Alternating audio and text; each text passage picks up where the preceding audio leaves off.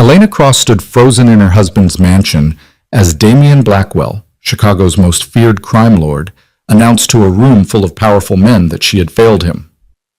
"My wife is Barren," he declared, his voice cutting through champagne-soaked laughter.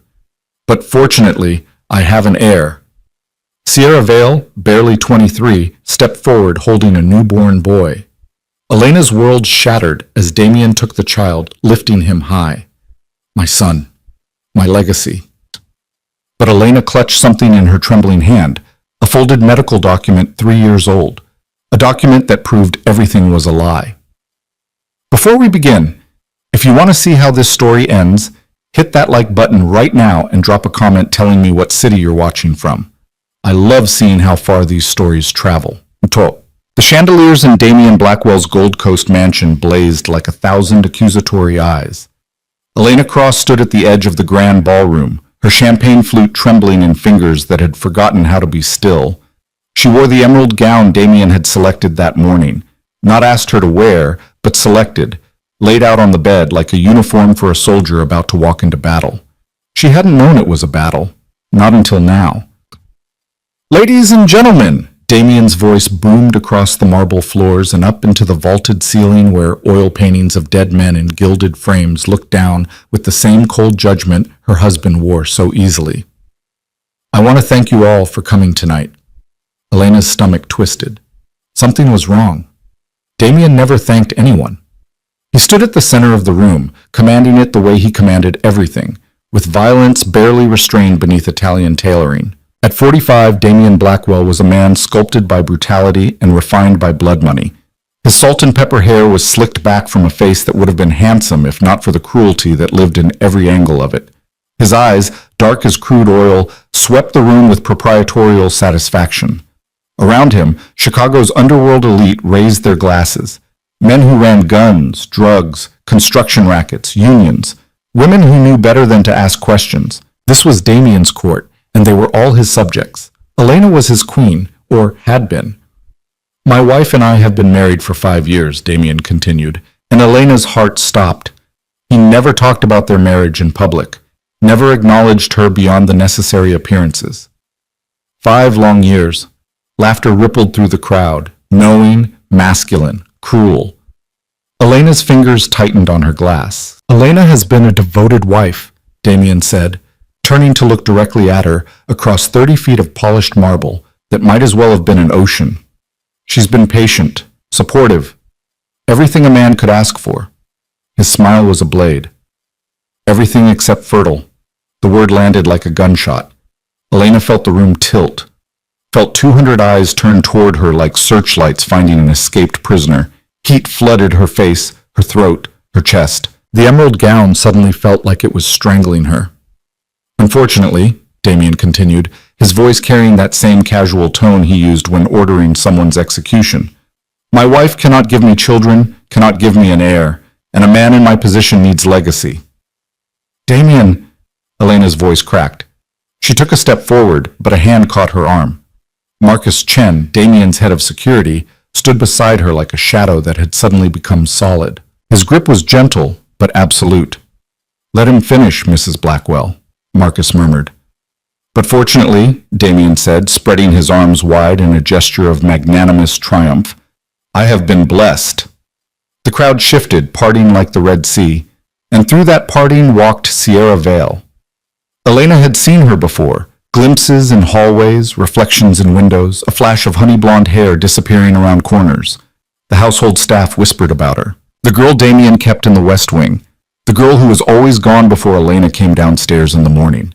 Sierra was 23 years old and looked like she'd been manufactured in some laboratory designed to create male fantasy. Long legs, delicate features, wide blue eyes that might have been innocent once but now carried the calculated emptiness of someone who had learned exactly what those eyes were worth. She wore white. Of course she wore white. And in her arms, wrapped in a blanket of softest cashmere, was a baby. "This," Damian said, crossing to Sierra and taking the infant with the careful reverence of a man handling something precious for the first time in his violent life, "is my son." The baby was perhaps 3 months old, with a shock of dark hair and features still soft with newborn vulnerability. He made a small sound, and Damien's face transformed into something Elena had never seen before. Love. Real, genuine love. For someone who wasn't her. His name is Dante, Damien announced, lifting the child high above his head while the crowd erupted in applause. Dante Blackwell, my heir, my legacy, my future. Elena couldn't breathe. The room spun. She was going to be sick, going to collapse, going to die right here on this marble floor while everyone watched and applauded her destruction. Elena! Damien's voice cut through the roaring in her ears. He was looking at her now, the baby cradled in one arm while his other hand gestured dismissively. You're dismissed. Marcus will help you upstairs. I've had your things packed. The words took a moment to penetrate. Packed. What? Elena whispered. Your things, Damien repeated, slower now, like he was speaking to a child or an idiot. Clothes, jewelry, the jewelry I gave you anyway. You'll find everything ready in the guest suite. Marcus has arranged a car for the morning. You're throwing me out? Elena's voice rose, breaking on the last word. In front of everyone? After 5 years? I'm releasing you from a marriage that has served neither of us, Damien said smoothly. You should be grateful. I could have been far less generous. Generous? The word was a slap. I gave you everything, Elena said, her voice shaking with rage and humiliation and something that felt like grief. I gave up my life for you. My friends, my family, Your what? Damien interrupted, his smile sharpening. Your job at that pathetic gallery? Your studio apartment in Logan Square? Please, Elena, I gave you a palace. I gave you status. I gave you a life you could never have achieved on your own. He shifted the baby slightly, and Dante made a small cooing sound. And in return, you gave me nothing, not even the one thing I actually needed. The crowd was silent now, watching with the hungry attention of Romans at the Colosseum. Elena felt something break inside her chest, something that had been holding her together for 5 years of cold beds and colder silences, of dinners eaten alone while Damien conducted business in rooms she wasn't allowed to enter, of pretending she didn't hear the whispers or see the pitying looks from staff who knew exactly what kind of marriage this was. I want my mother's locket, Elena said quietly. Damien's eyebrows rose. Excuse me? My mother's locket. Elena straightened her spine, forcing her chin up even as tears burned behind her eyes. The silver one she left me, it's the only thing I have of hers. I want it back. Everything in this house belongs to me, Damien said, including that tarnished piece of sentiment you were so fond of crying over. It was my mother's, and now it's mine. Damien turned away, dismissing her with the gesture. Marcus, escort Mrs. Blackwell upstairs. Make sure she doesn't wander. Marcus's grip on Elena's arm tightened fractionally. Ma'am, please. Elena looked around the room desperately, searching for an ally, a friendly face, anyone who might protest this public execution of her dignity. She found nothing but averted eyes and knowing smiles. These people had always known what she was, what Damien had made her. A trophy. A placeholder. A wife in name only, waiting to be discarded the moment something better came along. And something better had come along. Sierra stood beside Damien now, her hand on his arm, her smile radiant with victory. She looked at Elena with those wide blue eyes, and there wasn't even malice there, just indifference. The same indifference someone might show a piece of furniture being removed to make room for a newer model. Come on, Mrs. Blackwell, Marcus said quietly. Don't make this harder than it has to be. Elena let him guide her toward the grand staircase. Each step felt like walking to a gallows. Behind her, the party resumed, conversation swelling, laughter returning, glasses clinking. Already they were forgetting her. Already she was erased. At the top of the stairs, Marcus finally released her arm. His dark eyes held something that might have been sympathy. I'm sorry, he said. Elena didn't respond. What was there to say? He left her standing in the hallway outside the guest suite, a room she'd never slept in during 5 years of marriage because she'd always occupied the mistress's chambers adjacent to Damien's, a room for visitors, for strangers, for people who didn't belong. Elena pushed open the door and found her life reduced to 3 suitcases and a garment bag. Efficient, thorough. Someone had gone through her things and divided them cleanly. What was hers? What was Damien's? What could be taken? What must stay? She walked to the nearest suitcase and opened it with shaking hands, clothes mostly. Simple things she'd brought into the marriage before Damien had decided what she should wear. A few photographs, her parents on their wedding day, her mother holding infant Elena, her father teaching her to ride a bicycle in Grant Park. All of them dead now. Her mother from cancer when Elena was 17. Her father from a heart attack 2 years after Elena married Damien. The stress of watching his only daughter marry a monster slowly eating him alive until his body quit in protest. She had no one. Damien had made sure of that. He'd peeled away her friendships one by one, declaring them unsuitable or boring or too curious about his business. He'd isolated her in this golden cage until she'd forgotten there was a world outside of it. And now he was throwing her back into that world without warning, without preparation, without anything. Elena sank onto the edge of the bed and let the tears come. They came hard and ugly, racking her body with sobs that felt like they might break her ribs. She pressed her hands over her mouth to muffle the sounds, not wanting to give anyone downstairs the satisfaction of hearing her fall apart. 5 years. 5 years of trying to be what he needed. 5 years of doctor's appointments and specialists and invasive procedures and pharmaceutical cocktails that made her sick and desperate, and still nothing, nothing, nothing. Her hand stilled. Her fingers, pressed against her mouth, brushed against the inside pocket of her gown, the pocket where she'd hidden the folded papers 3 years ago and never removed them, the pocket she'd forgotten about until this moment. Slowly, Elena reached inside and pulled out the document. It was worn now, the creases soft from being folded and unfolded countless times in the beginning when she'd first received it and read it over and over, trying to understand what it meant. Medical records from Rush University Medical Center. Patient, Damien Blackwell. She unfolded the papers with trembling fingers, though she knew every word by heart. The consultation had been 7 years ago, 2 years before she'd met Damien at that gallery opening where he'd appeared like a dark prince, powerful and attentive, and so interested in her thoughts about the Rothko painting she'd been studying. She'd thought it was fate. It had been calculation. The medical report was clinical, detached, precise. Patient sustained multiple gunshot wounds to lower abdomen and pelvic region during altercation in 2013. Emergency surgery successful in preserving life.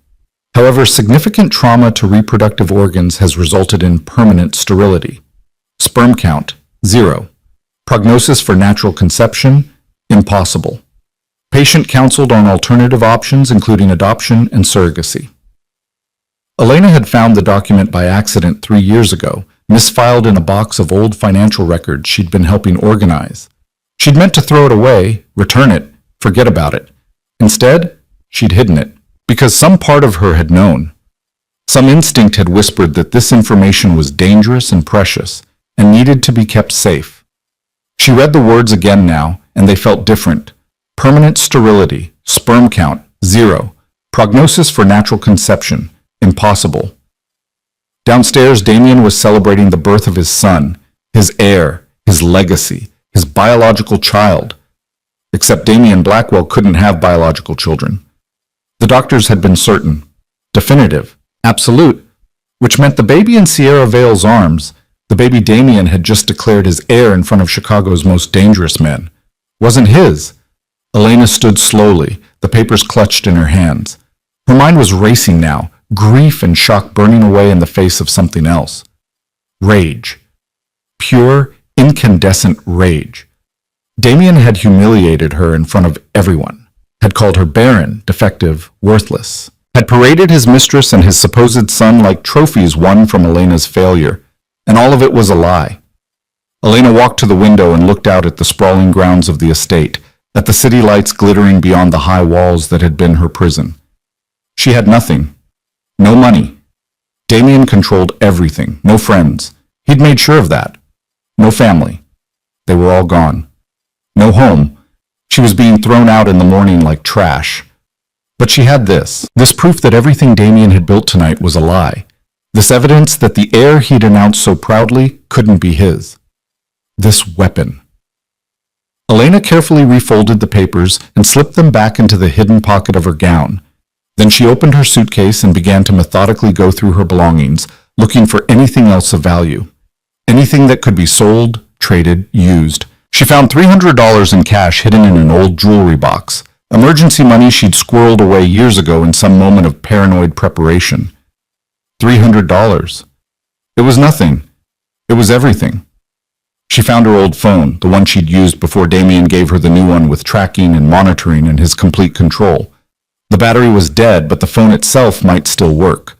She found a coat, wool, warm, practical, one of the few things she'd kept from her old life. She packed these items into the smallest suitcase, along with the photographs and a few changes of clothes. Everything else she left behind. The designer gowns and shoes and handbags, all of it was Damien's anyway. All of it carried his mark, his ownership, his control. Elena changed out of the emerald gown and into jeans and a sweater. She pulled her dark hair back into a ponytail. She looked at herself in the mirror and barely recognized the woman staring back. Pale, thin, exhausted, but alive. Still alive. She picked up the small suitcase and walked to the door, pressed her ear against it, listening. The party was still going downstairs, music and laughter and the clink of glasses. They'd be at it for hours yet, celebrating Damien's victory and her defeat. Elena opened the door and slipped into the hallway. She knew this house, knew every corner and corridor and servant's entrance. 5 years of wandering alone through empty rooms had taught her all its secrets. She made her way to the back stairs, the ones the staff used, descended 3 flights to the service level, found the exit that led to the garage. The garage where Damien kept his collection of cars, each one worth more than most people's homes. And where she knew Marcus kept the staff vehicle, a nondescript sedan used for errands and pickups. The keys were on a hook by the door, exactly where they always were. Elena took them. She put her suitcase in the trunk, started the engine. The dashboard clock read 11:47 p.m. The gate at the end of the drive was closed, but Elena had the code. Damien had never bothered to change it, never imagined she might leave. She entered the numbers with steady fingers. The gate swung open, and Elena Cross drove away from her husband's mansion, away from 5 years of humiliation and loneliness and pain, away from the life that had nearly destroyed her. She had $300, a dead phone, a suitcase of old clothes, and a medical document that could blow apart Damien Blackwell's carefully constructed lie. It wasn't much, but it was a start. The December cold hit her like a fist the moment she parked the car and stepped out onto Michigan Avenue. Elena had driven aimlessly for an hour, her hands shaking on the wheel, her mind unable to process where to go or what to do. She'd finally parked in a public garage because she couldn't drive anymore, couldn't think anymore, couldn't do anything but sit and try to breathe. Now she stood on the sidewalk at 1 a.m, watching her breath fog in the freezing air, and realized she'd made a terrible mistake. She should have stayed at the mansion, should have waited until morning, taken the car Damien had arranged, accepted whatever severance he'd planned to offer. At least then she would have had something. Now she had nothing. The car was stolen. Marcus would report it missing by dawn if he hadn't already. The credit cards in her wallet were all linked to Damien's accounts. He'd freeze them the moment he realized she'd left. The $300 would barely cover a week in the cheapest motel. Elena started walking, pulling her coat tighter against the wind that howled between the buildings. Chicago in December was brutal. The kind of cold that found every gap in your clothing and worked its way into your bones.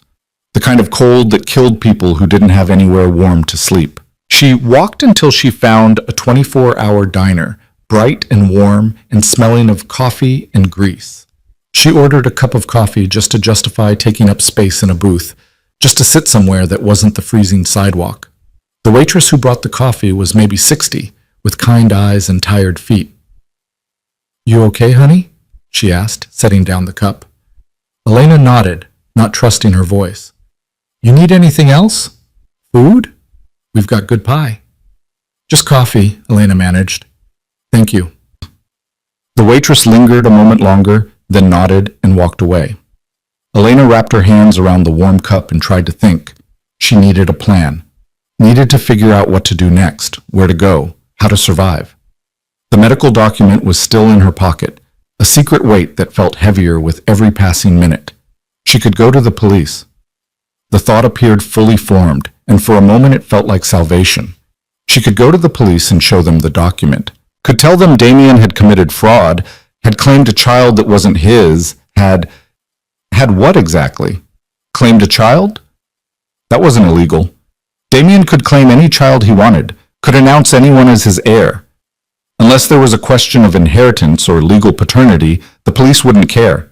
And even if they did care, even if they investigated, Elena knew exactly what would happen. Damien would deny everything, would produce falsified documents showing genetic testing proving Dante was his son, would have his lawyers bury the real medical records under legal motions and technicalities and threats, and Elena would be declared a bitter ex-wife trying to ruin her former husband with lies. She'd be destroyed, or more likely, she'd simply disappear. Damien didn't tolerate threats, he eliminated them. Elena had seen it happen, though she'd always pretended not to notice. The business associates who challenged him and then stopped appearing at meetings. The rival organization leader who tried to move into Damien's territory and ended up in the Chicago River. The accountant who'd asked too many questions about certain transactions and took an unexpected early retirement to somewhere no one could verify. If Elena went to the police, she would die. It would look like an accident, a suicide, a random mugging gone wrong. But she would die. The coffee had gone cold in her hands. Elena set it down and pulled out the medical document, unfolding it on the table. She stared at the words, at the proof of Damien's lie, and tried to think. There had to be a way to use this, had to be a way to hurt him the way he'd hurt her. But she couldn't do it alone. She needed help. Needed someone who understood how Damien operated, how to navigate his world, how to strike without being destroyed in the retaliation. She needed someone who knew the law. Elena's breath caught. Graham Pierce, Damien's attorney, or former attorney, rather. Graham had handled Damien's legitimate business for years, kept everything clean and legal on paper while turning a blind eye to what happened in the shadows. But 6 months ago, there had been some kind of falling out. Elena didn't know the details. Damien never discussed business with her, but she'd heard the arguments through closed doors, heard Damien's rage and Graham's quiet, stubborn refusal to back down. Graham had quit, or been fired. Either way, he'd left Damien's employ and started his own practice. And in the brief time Elena had interacted with him during the marriage, Graham had been kind. Not warm, not friendly, but kind in small ways. Holding doors, asking if she needed anything, actually looking at her when they spoke, treating her like a person rather than an ornament. It wasn't much, but it was more than anyone else in Damien's world had ever given her. Elena pulled out her dead phone, then realized the futility of it. She had no way to charge it, no way to look up Graham's new office. The waitress passed by again, and Elena caught her arm gently. "Excuse me, do you have a phone book?" The waitress smiled. "We've got one in the back. Let me grab it." She returned a moment later with a battered Yellow Pages, the spine cracked and pages dog-eared from use. Elena flipped to the attorneys section and ran her finger down the listings. Pierce, Graham, attorney at law, office on LaSalle Street. Elena memorized the address, then carefully tore out the page and tucked it into her pocket with the medical document. She left a $20 bill on the table for a $3 coffee and walked back out into the cold. By the time the sun rose, Elena was sitting on a bench in Millennium Park, shivering despite her coat, watching early morning joggers and dog walkers move through the frozen landscape. She hadn't slept, hadn't dared to. Sleep required safety, and she had none.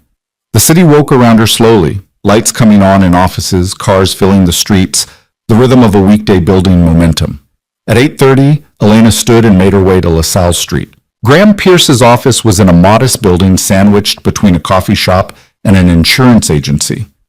Nothing like the gleaming high-rise where he'd worked when he represented Damien. Elena climbed the stairs to the 3rd floor and found a door with frosted glass and simple lettering, Pierce and Associates, Attorneys at Law. She knocked. No answer. She tried the handle and found it unlocked. Stepped inside. The reception area was small and neat, with a desk that was currently empty and a few chairs arranged along one wall. Beyond it, a door stood ajar, and Elena could hear movement inside. "We're not open yet," a voice called, Graham's voice, Come back at 9. Elena stepped forward. Mr. Pierce, it's Elena Cross. I need to speak with you. There was a long silence.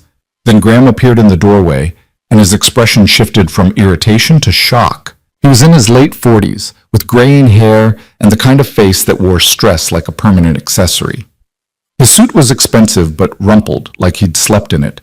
His eyes were sharp and intelligent, currently fixed on Elena with something between concern and alarm. Mrs. Blackwell, he said carefully. What are you doing here? It's just Elena now, she said, or it will be soon. Damien threw me out last night. Graham's jaw tightened. I see. I'm sorry to hear that. Are you? Elena asked. Or are you relieved you don't have to pretend to respect me anymore? The words came out harsher than she'd intended, but she was so tired, so angry, so far past the point of polite pretense.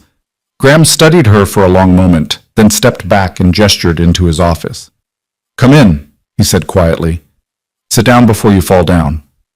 Elena walked into the office and sank into a chair facing his desk. Graham closed the door behind them and moved to a small coffee maker in the corner. You look like you could use this, he said, pouring a cup and handing it to her. Elena took it gratefully, wrapping her cold hands around the warmth. Graham sat behind his desk and folded his hands, waiting. I need your help, Elena said. With what? With destroying Damien Blackwell. Graham's expression didn't change, but something shifted in his eyes. A flicker of interest, quickly suppressed. That's a dangerous ambition, he said carefully. Men who try to destroy Damien tend to end up destroyed themselves. I'm already destroyed, Elena said. He made sure of that. I have nothing left to lose. You have your life, Graham pointed out. That's not nothing. Is it? Elena set down the coffee and pulled the folded medical document from her pocket. Is this a life? Running with no money, no home, no one to turn to? Waiting for Damien to decide I'm a liability and needs to be eliminated? She slid the papers across the desk. Graham looked at them but didn't touch them. What is this? Proof, Elena said. Proof that everything Damien announced last night was a lie. Graham picked up the document slowly, unfolded it, and began to read. Elena watched his face change as comprehension dawned, watched his eyes widen fractionally, his mouth thin into a hard line. Where did you get this? He asked quietly. I found it 3 years ago, misfiled in some old records. I kept it because... Elena trailed off, unsure how to explain. Because something told me to. Graham read through the document again, more carefully this time. Then he set it down and looked at Elena with new intensity. Do you understand what this means? He asked. It means Damien can't have biological children, Elena said. Which means the baby he claims is his son can't be his. It means more than that, Graham said. It means Damien committed fraud in front of witnesses. It means he's built his succession plan on a lie. It means the child he's named his heir has no legal claim to anything. Can we prove it? Elena asked. Can we use this? Graham leaned back in his chair, his fingers steepled in front of his face. We can try, but Elena, you need to understand what you're asking for. Damien isn't just going to accept this revelation and walk away. He'll fight. He'll come after you with everything he has. I know. No, Graham said gently. I don't think you do. I've seen what Damien does to threats. I've seen people disappear. I've buried evidence and signed NDAs and looked the other way while bodies were cleaned up. I did that for years because I told myself it was just business, just part of working in his world. He stood and walked to the window, looking out at the street below. 6 months ago, Damien asked me to do something I couldn't justify anymore, something that would have destroyed an innocent family just to further his interests. I refused. He threatened me, threatened my career, my reputation, my life. Graham turned back to face her.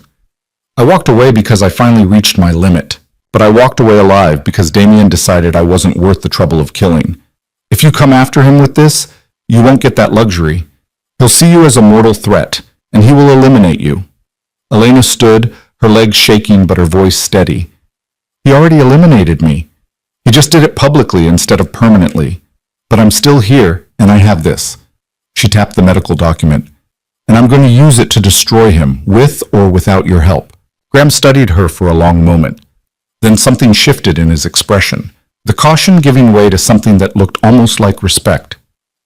"You're serious about this," he said. "Completely.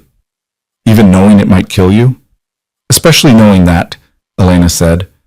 "Because if I do nothing, if I just disappear into whatever small life I can scrape together with $300 and no skills that matter, I'll die anyway. Maybe not physically, but everything that makes me who I am will die. I'll spend the rest of my life looking over my shoulder, wondering when Damien will decide I'm a loose end that needs cutting." She picked up the medical document and held it out to Graham. "This is the only power I have, the only weapon, and I'm going to use it. The only question is whether you'll help me aim it properly or whether I'll have to figure it out on my own and probably get myself killed in the process." Graham took the document, held it for a moment, then carefully folded it and handed it back to her. "Keep that safe," he said. "We're going to need it." Elena felt something loosen in her chest. "You'll help me?" "I'll help you," Graham confirmed. "Not because I think we'll win, not even because I think we'll survive, but because I'm tired of watching Damien Blackwell destroy people and face no consequences." He moved to his desk and pulled out a legal pad and pen. "Sit down, Chess," he said. "Tell me everything you know about Sierra Vale, about the baby, about last night. Every detail, no matter how small. If we're going to do this, we need to be thorough." Elena sat, and for the first time since Damien had shattered her world, she felt something that might have been hope. It was dangerous, that hope, but it was also fuel, and she was going to need all the fuel she could find to burn Damien Blackwell's empire to the ground. Elena spent the next 3 hours in Graham's office, going through every detail she could remember about the previous night. Graham took notes in precise handwriting, occasionally stopping her to ask clarifying questions or probe deeper into something she'd mentioned. "Sierra Vale," he said, tapping his pen against the legal pad. "How long has she been living at the mansion?" "I'm not sure exactly," Elena admitted. "Maybe 8 months? I started seeing her around the house last spring. Damien said she was hired to help with some administrative work, but she was never in the office areas. She stayed in the West Wing." "The West Wing," Graham repeated. "That's where Damien keeps his personal quarters, isn't it? Separate from the master suite you shared?" Elena nodded, feeling the familiar sting of humiliation. Even Graham knew about the separate bedrooms, the distance Damien had maintained throughout their marriage. "Did you ever speak to her?" Graham asked. "Once or twice. Nothing substantial. She'd smile and say good morning, but there was always this look in her eyes, like she knew something I didn't." "She probably did," Graham said dryly. "She knew she was carrying a baby Damien planned to claim as his own." "But whose baby is it really?" Elena asked. "If it's not Damien's, someone else is the father." "That's what we need to find out." Graham made another note. "Did Sierra have visitors? Anyone who came to see her specifically?" Elena thought back, trying to remember. "I saw Marcus going to that wing sometimes, more than usual for just security checks." Graham's pen stilled. "Marcus Chen? Damien's head of security?" "Yes, I didn't think much of it at the time. Marcus goes everywhere in that house, but now that I think about it, he was always very careful about when he went to the West Wing, always when Damien was out."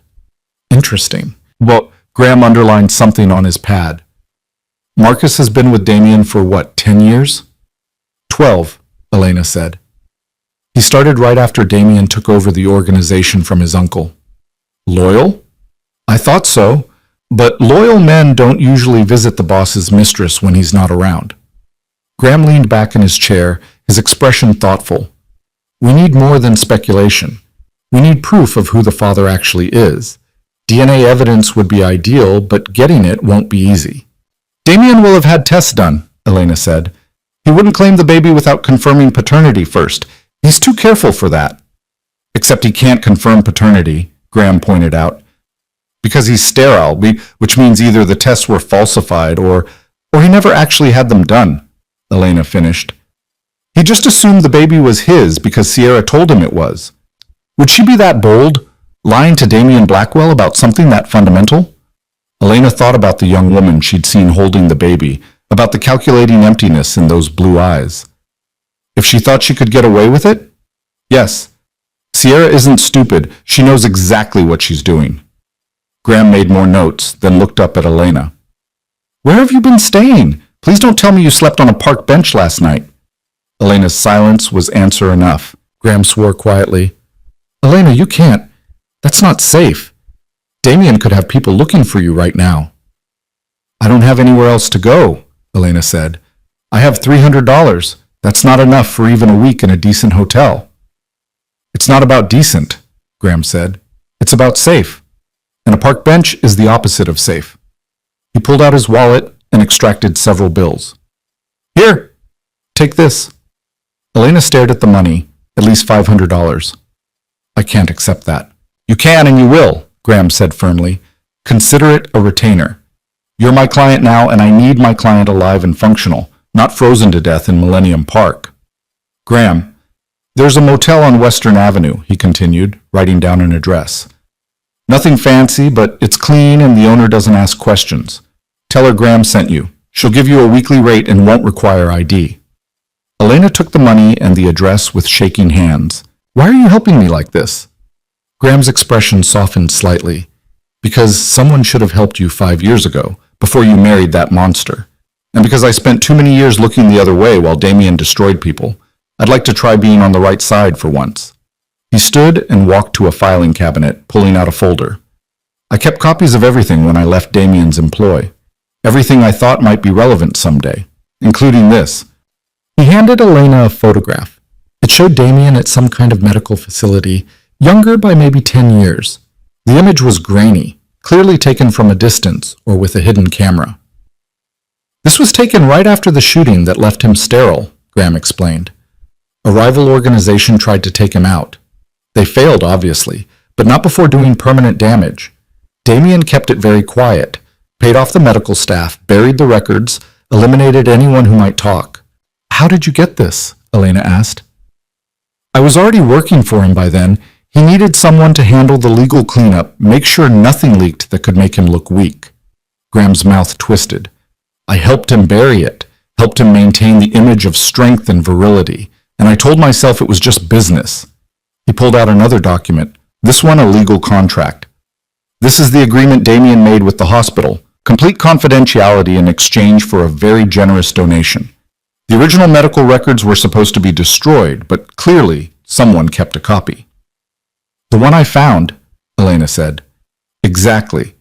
Which means someone at that hospital decided to keep insurance. Smart. Graham returned the documents to the folder. We can use this to establish a pattern. Damien has been hiding his condition for years. The question is why he'd suddenly claim a biological heir when he knows it's impossible. Pride, Elena said quietly. Damien's entire identity is built on strength and legacy. Admitting he can't have children would be admitting weakness. So he claims someone else's child as his own, Graham said. It's bold, reckless even. But it might work if no one questions it. Except I'm questioning it. Except you're questioning it, Graham agreed, which makes you dangerous. He looked at her seriously. Elena, I need you to understand something. Once we start this, once we begin gathering evidence and building a case, there's no going back. Damien will find out eventually, and when he does, he'll retaliate. I know. I'm not sure you do. I've seen what Damien does to people who cross him. It's not quick, and it's not clean. He likes people to suffer first, to understand the magnitude of their mistake before he ends them. Elena met his eyes steadily. He made me suffer for 5 years. He took everything from me. My autonomy, my dignity, my sense of self. Last night he took the last thing I had. My public identity as his wife. I have nothing left for him to take except my life, and honestly, Graham, right now that doesn't feel like much of a threat. Graham studied her for a long moment, then nodded slowly. All right, then let's talk about what happens next. He pulled his legal pad closer. First, we need to verify the medical records you found. I'll reach out to my contacts at Rush University Medical Center, see if we can get confirmation that these records are authentic and haven't been altered. Will they cooperate? Elena asked. For the right price, people usually cooperate, and I know a few administrators who owe me favors. He made a note. Second, we need to find out who the baby's actual father is. That means investigating Sierra's connections, her relationships, anyone she might have been involved with around the time of conception. Marcus, Elena said. I saw the way he looked at her a few times. It wasn't just professional. We'll start there, Graham agreed. But we need proof. Photos, messages, something concrete. How do we get that? Carefully, Graham said. Very, very carefully. Damien's security is sophisticated. We can't just break into the mansion and start going through phones. What about the baby's DNA? Elena asked. You said that would be ideal proof. It would be, but getting a sample without Damien knowing is nearly impossible. The baby is under constant supervision, and any medical procedures would be documented. Elena thought for a moment. What about the hospital where he was born? They would have taken samples for standard newborn screening. Graham's eyes widened slightly. That's not bad. We can find out which hospital Sierra delivered at. We might be able to get access to those records. It would require legal maneuvering and probably a court order, but it's possible. How long would that take? Weeks at minimum, maybe months. Graham saw her expression and added, I know that feels like forever, but building a solid case takes time. We can't rush this and risk making mistakes that Damien's lawyers could exploit. Elena slumped in her chair, exhaustion finally catching up with her. Months of hiding, months of looking over my shoulder, months of not knowing if every person I pass on the street is one of Damien's people. Yes, Graham said gently, that's exactly what it means, and I'm sorry, but there's no other way to do this safely. Nothing about this is safe. True, but we can try to minimize the risk. He handed her a business card with a phone number written on the back. This is a burner phone I keep for sensitive cases. Call me on this number, never on the office line. Don't use your own phone. Damien probably has it tracked. Buy a prepaid cell from any convenience store, pay cash, and use a fake name. Elena took the card, feeling the weight of all these precautions. This was her life now.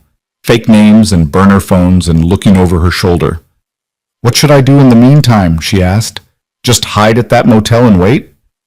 For now, yes. Keep your head down. Don't contact anyone from your old life. Don't go anywhere Damien might expect you to go. Graham hesitated, then added, And Elena?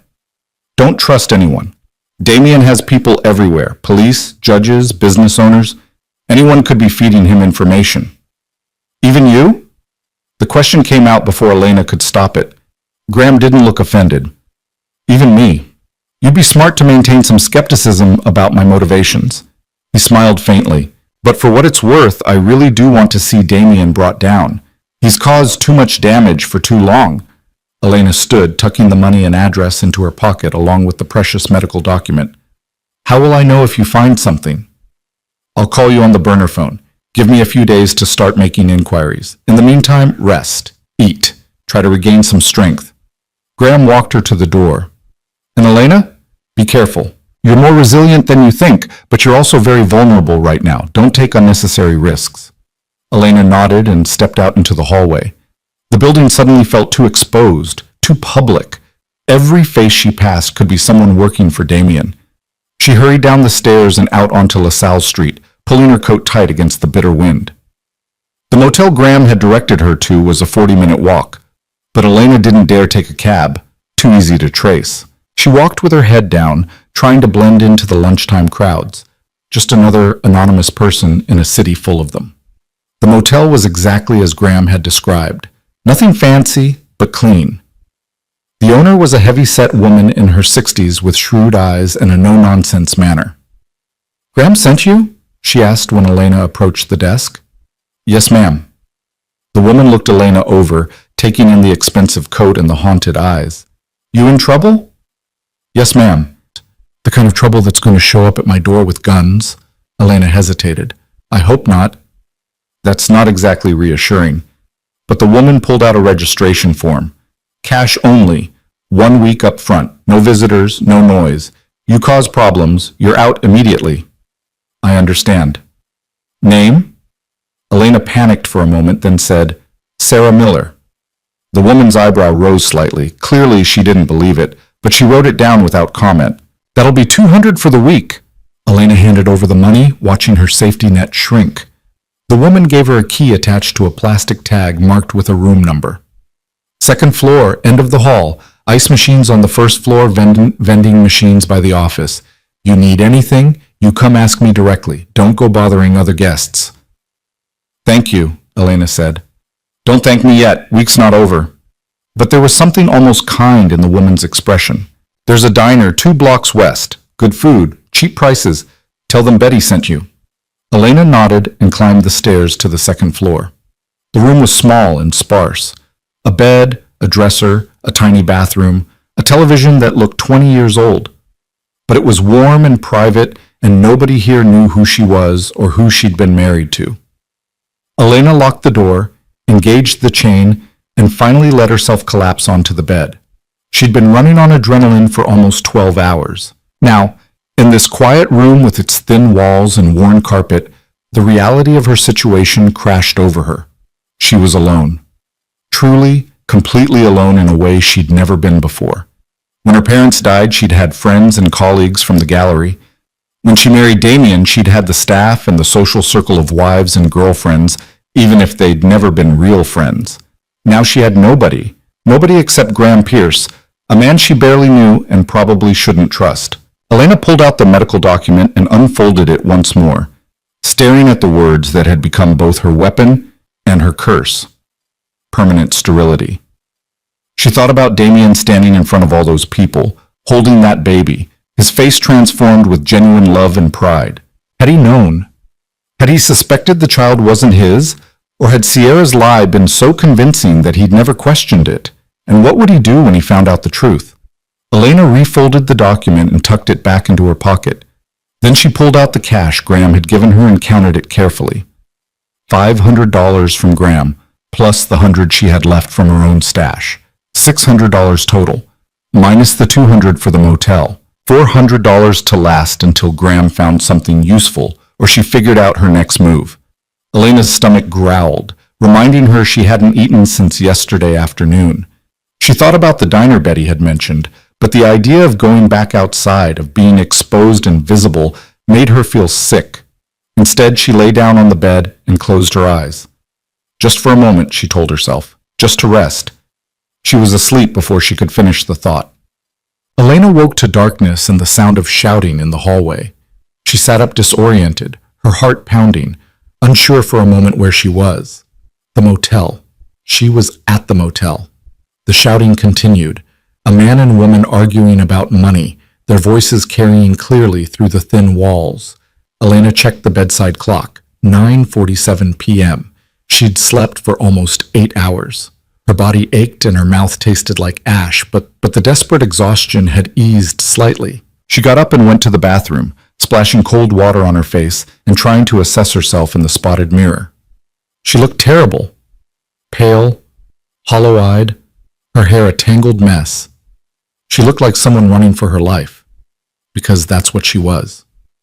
Elena returned to the main room and turned on the television, keeping the volume low. The news was on. Some story about a warehouse fire on the south side. She watched numbly, not really processing the information, until the anchor moved to the next story. In other news, prominent Chicago businessman Damien Blackwell announced the birth of his son and heir at a private ceremony last night.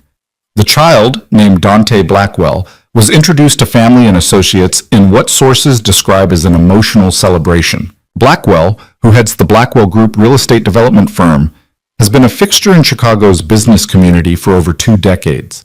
His wife Elena Blackwell was not present at the announcement, and sources close to the family suggest the couple may be separating. Representatives from Mr. Blackwell declined to comment on his personal life. The screen showed a photo of Damien, a professional headshot where he looked distinguished and powerful. Then it showed a photo of Elena from some charity event, smiling in a designer gown, looking like the perfect society wife. That woman felt like a stranger now. Elena turned off the television and sat in the darkness of the motel room, listening to the sounds of other people's lives filtering through the walls. Her stomach growled again, more insistently this time. She needed food, needed to maintain her strength if she was going to survive this. Elena pulled on her coat and ventured out into the December night. The diner Betty had mentioned was easy to find, a bright spot in an otherwise dark block, its windows fogged with warmth. Inside, it was half full with an eclectic mix of night shift workers, insomniacs, and people who had nowhere better to be. Elena slid into a booth near the back and picked up a laminated menu. Everything was cheap. Burgers for $7, breakfast all day for $6, coffee refills were free, A waitress appeared, young, maybe early 20s, with tired eyes and a professional smile. "What can I get you, hun?" "Scrambled eggs, toast, and coffee, please," Elena said. "Betty sent me."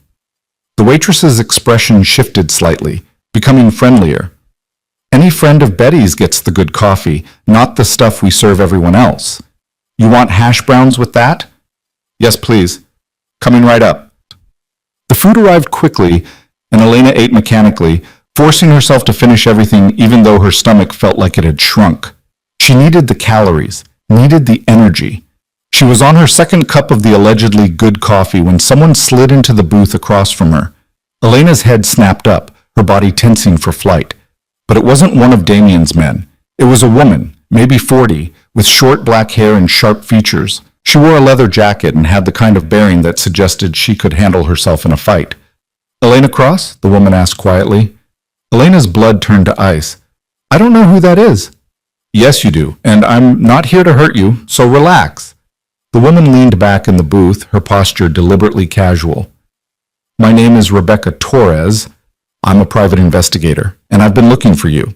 "I don't need an investigator," Elena said, already sliding toward the edge of the booth, preparing to run. "Maybe not, but Graham Pierce does. He hired me this afternoon." Rebecca pulled out a business card and slid it across the table. "Call him on the number he gave you. Ask him if he knows Rebecca Torres. I'll wait." Elena stared at the card, then at the woman, trying to assess the threat level. Rebecca sighed. "Look, I understand you're scared. You should be. Damien Blackwell is a dangerous man, and you've made yourself his enemy. But I'm not working for Damien. I'm working for Graham, which means I'm working for you." "Why should I believe that?" "Because if I was working for Damien, you'd already be in the trunk of a car heading back to that mansion." Rebecca's voice was matter-of-fact, without malice. "I found you in under 6 hours. You're not exactly a master of going to ground. If I can find you, Damien's people can find you, which is why Graham sent me, to help you not get killed." Elena's hands shook as she pulled out the business card Graham had given her and the prepaid phone she'd bought that afternoon. She dialed the number with fumbling fingers. Graham answered on the second ring. "Yes?" "It's Elena. There's a woman here who says you hired her, Rebecca Torres." "I did," Graham confirmed. "She's good at what she does, and more importantly, she's trustworthy. Let her help you." "Graham, Elena, you can't do this alone. You need someone who knows how to operate in dangerous situations. Rebecca has experience with cases like yours. Please, trust me on this." Elena looked at Rebecca, who was calmly sipping a cup of coffee she'd apparently ordered while Elena was panicking. "Okay," Elena said finally. "Okay." She ended the call and set the phone down on the table. Rebecca smiled slightly. "Feel better?" "Not really." "Fair enough. Trust takes time." Rebecca pulled out a small notebook. "Graham filled me in on the basics. You have medical evidence that Damien can't have biological children, and he just claimed a baby as his heir. We need to prove the baby isn't his and that Damien committed fraud." "That's the plan?" Elena said cautiously. "It's a good plan. Ambitious, likely to get you killed, but good." Rebecca made a note. "Graham's handling the legal and medical record side of things. My job is to find out who the baby's real father is and get proof." "We think it might be Marcus Chen," Elena said. "Damien's head of security." Rebecca's eyebrows rose. "That would be bold, sleeping with the boss's mistress while working as his most trusted guard." "I saw them together, the way he looked at her." "Looking isn't proof, but it's a starting point." Rebecca made another note. "I'll start surveillance tomorrow. See who Sierra's in contact with, where she goes, who visits her. She lives at Damien's mansion. You can't exactly stake out the property." "You'd be surprised what I can do," Rebecca said. "But you're right that it'll be challenging, which is why I need you to tell me everything you know about the mansion's security, the staff, the routines, everything."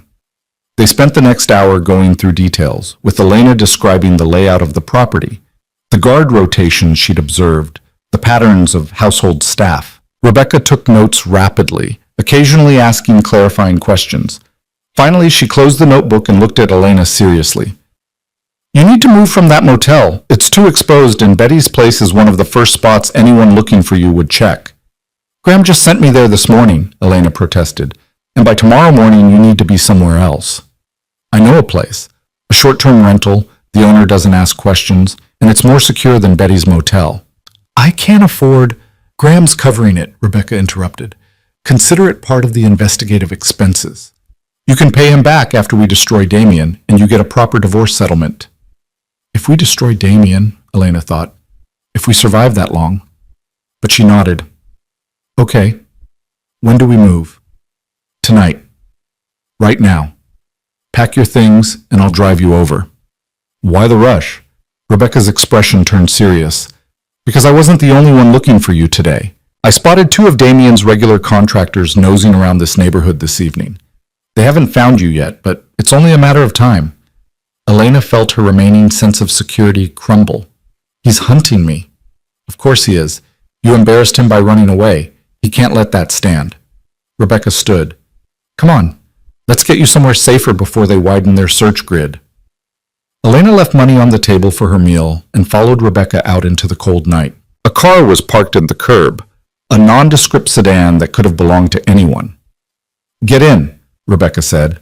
I'll follow you to the motel. Wait while you pack, then take you to the new place. Elena climbed into the passenger seat, her mind racing. This was real now. Damien was actively looking for her. His people were sweeping the city, searching, and eventually they would find her. Unless she found what she needed first. Unless she could strike before Damien's net closed completely. Rebecca started the engine and pulled away from the curb. You okay? No, Elena said honestly. I'm terrified. Good, Rebecca said. Fear keeps you sharp. It's when you stop being afraid that you make stupid mistakes. They drove through the December darkness, and Elena watched the city lights blur past, wondering how many days or weeks she had before this all came crashing down, before Damien found her, before the truth about his impossible heir came to light, before someone ended up dead. She touched the medical document in her pocket, feeling its worn edges, and made herself a promise. If this was going to end badly, if she was going to die trying to destroy Damien Blackwell, then she was going to make sure she took him down with her, no matter what it cost, no matter who she had to become. The old Elena Cross, the one who smiled at charity events and pretended not to notice her husband's cruelty, was gone. The woman sitting in Rebecca Torres's car was someone new, someone harder, someone dangerous, someone with absolutely nothing left to lose. The new safe house was a basement apartment in Pilsen, accessed through a side entrance that was invisible from the street. Rebecca had walked Elena through the security protocols twice before leaving her there with a new burner phone and instructions to stay inside unless absolutely necessary. That had been 3 days ago. 3 days of pacing the cramped space, jumping at every sound, checking the locks compulsively. 3 days of waiting for Graham or Rebecca to call with news, with progress, with something that felt like forward momentum. The call finally came on the 4th morning. We have confirmation, Graham said without preamble. The medical records are authentic. I had 2 independent sources verify them against Russia's archived files. Damien Blackwell is permanently sterile, no question about it. Elena felt something loosen in her chest. So we can prove he's lying about the baby. We can prove he can't be the biological father, yes, but that's only half of what we need. Graham's voice carried a note of caution.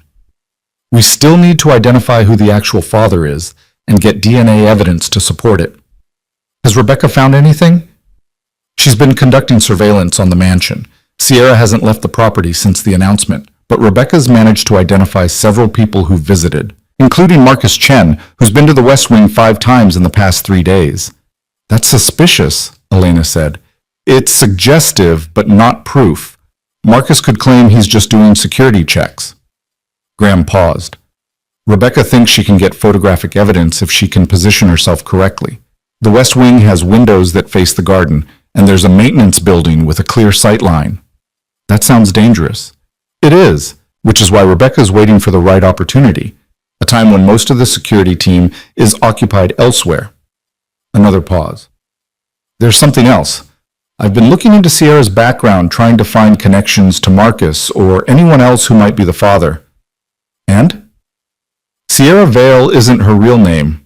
She was born Sierra Valdez, grew up in Austin, Texas.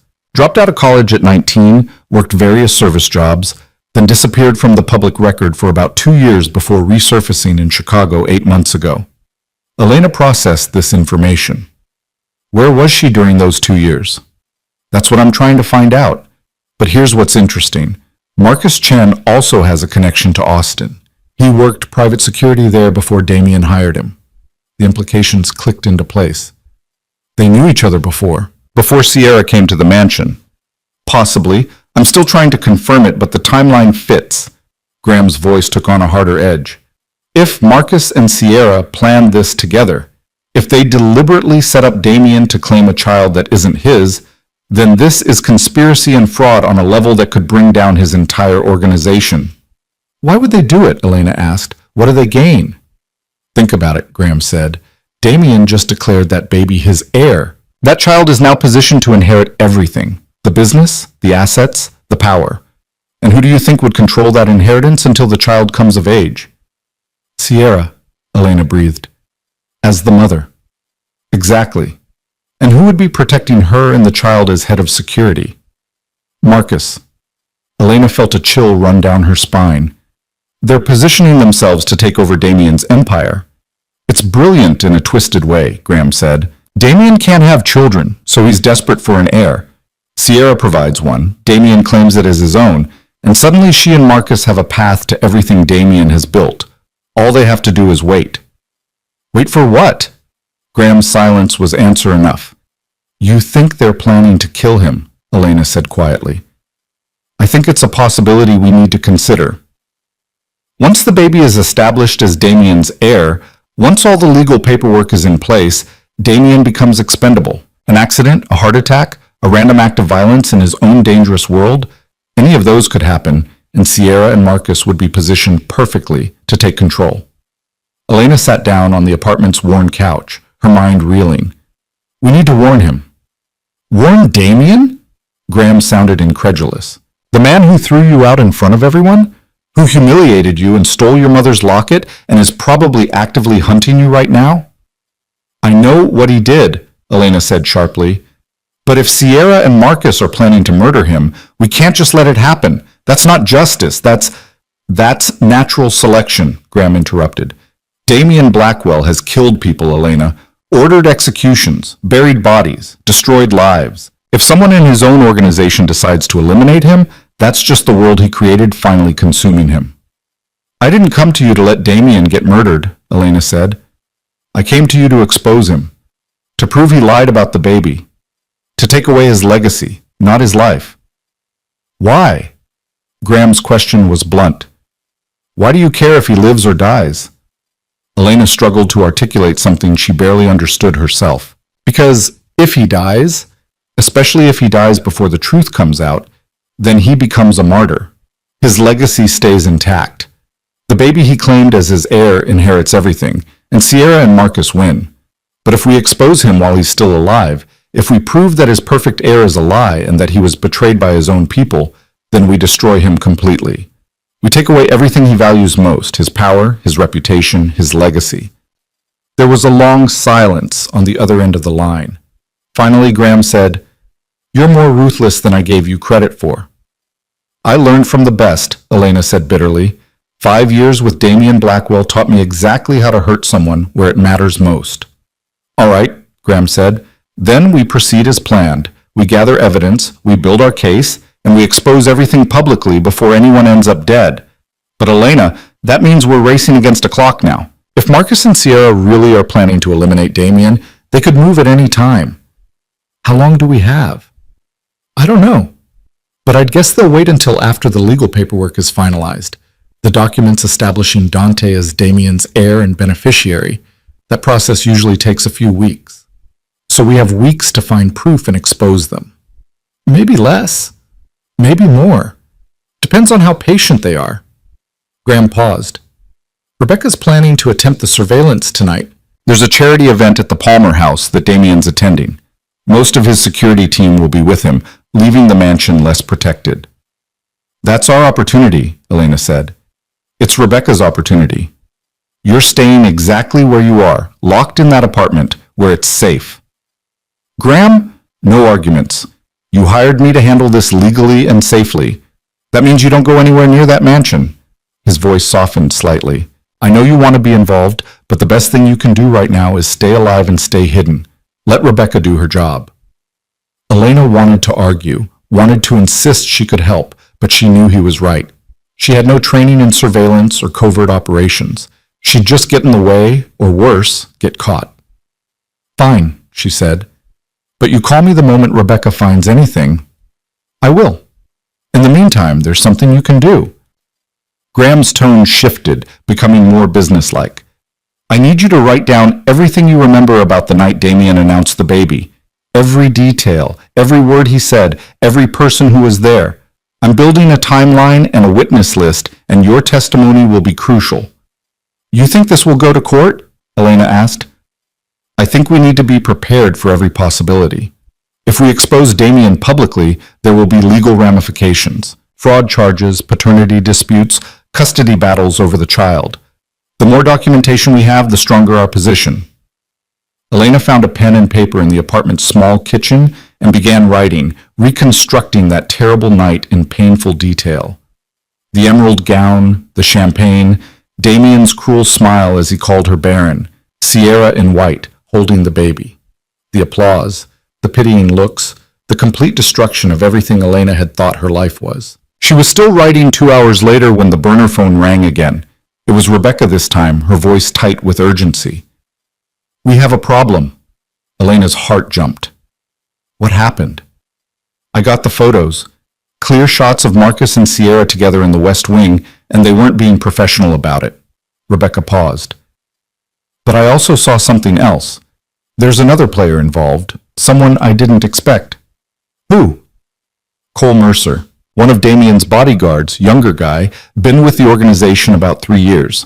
He showed up at the West Wing tonight, and based on what I witnessed, he's very familiar with Sierra. How familiar? Let's just say Marcus isn't the only man she's been intimate with. Rebecca's voice was grim. I got photos of Cole with the baby, Elena. He was holding Dante, looking at him the way a father looks at his son, and Sierra was watching them with an expression that was pretty damn telling. Elena felt the ground shift beneath her. So Cole might be the father, not Marcus? Or both of them think they might be the father, Rebecca said, which makes this whole situation even more complicated. Does Damien know? Elena asked. Does he know about Cole? I don't think so. Cole was being very careful, checking over his shoulder constantly. And he left through the garden exit, not the main house. He was definitely trying to avoid being seen. Elena's mind raced through the implications. So we have Sierra sleeping with at least 2 of Damien's men, one of whom is the father of the baby Damien thinks is his heir. That's the situation, yes, and it gets better. I managed to get close enough to the window to record some of their conversation. Not all of it, but enough to be interesting. What did they say? Rebecca's voice took on a careful tone. Sierra was talking about timelines, about how long they need to wait before making the move. Cole was arguing that they should wait longer, that rushing could expose everything. Sierra said they don't have time, that Damien's getting suspicious about something. Suspicious about what? She didn't specify, but Cole mentioned your name, Elena. He said, what about the wife? She ran. What if she knows something? And Sierra laughed and said you were too broken to be a threat, that Damien had made sure of that. Rage flared hot in Elena's chest. Too broken to be a threat. That's what Sierra thought. That's what they all thought. Elena? Rebecca's voice pulled her back. You still there? I'm here. Look, I know that's hard to hear, but we can use their arrogance against them. They think you're not a threat, which means they won't see you coming. What about the photos you took? Are they enough? They're enough to prove Sierra's been intimate with both Marcus and Cole. Combined with the medical records showing Damien can't be the father, it paints a pretty damning picture. But for absolute proof, we still need DNA testing. How do we get that? I'm working on it. There might be a way to obtain a sample from the baby during one of Sierra's visits to the pediatrician. I have a contact who works at the medical office they've been using. For the right price, she might be able to help us. How much? 10,000. Elena felt her stomach drop. I don't have that kind of money. I know. But Graham does, and he's willing to front it if we can guarantee results. Rebecca paused. There's risk involved. If Damien finds out we've been accessing medical records, he'll know someone's investigating. He'll increase security, go after anyone he suspects of being involved. He's already looking for me, Elena said. How much worse can it get? A lot worse, Rebecca said flatly. Right now he thinks you're a humiliated ex-wife who ran away to lick her wounds. If he realizes you're actively working against him, gathering evidence, building a case, he'll see you as a genuine threat. And Damien eliminates threats permanently. Elena thought about the medical document hidden in her pocket, about the photos Rebecca had just taken, about all the evidence slowly accumulating against Damien and Sierra and Marcus and Cole. She thought about her mother's silver locket, still somewhere in that mansion, the last piece of her family that she'd never get back. Do it, she said. Get the DNA sample. Pay whatever it costs. Elena! I'm not backing down now, Rebecca. We've come too far. Elena's voice was steady, hard. Get the sample. Prove Cole or Marcus is the father. Give us the evidence we need to destroy all of them. Rebecca was quiet for a moment. Then she said, All right, I'll set it up. The baby has an appointment in 3 days. If my contact can get a sample then, we'll have results within a week. A week? Elena repeated. And then what? Then we decide how to deploy the information. Graham's preference is to go public in a way that can't be buried or ignored. Press conference, media distribution, the works.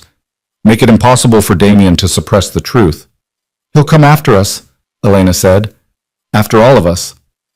Probably. Which is why we need to make sure the evidence is distributed widely enough that killing us wouldn't stop the story from spreading. Rebecca's voice carried a note of dark humor. It's mutually assured destruction, basically. We hurt him badly enough that he can't recover, and we protect ourselves by making sure we're more valuable alive than dead. You've done this before, Elena realized. Taken down powerful people. A few times. It's dangerous work, but someone has to do it. Rebecca paused. Listen, I need to go. I'm still near the mansion, and I don't want to risk staying too long. Keep your phone on, stay inside, and for the love of everything, don't do anything stupid. I won't, Elena promised.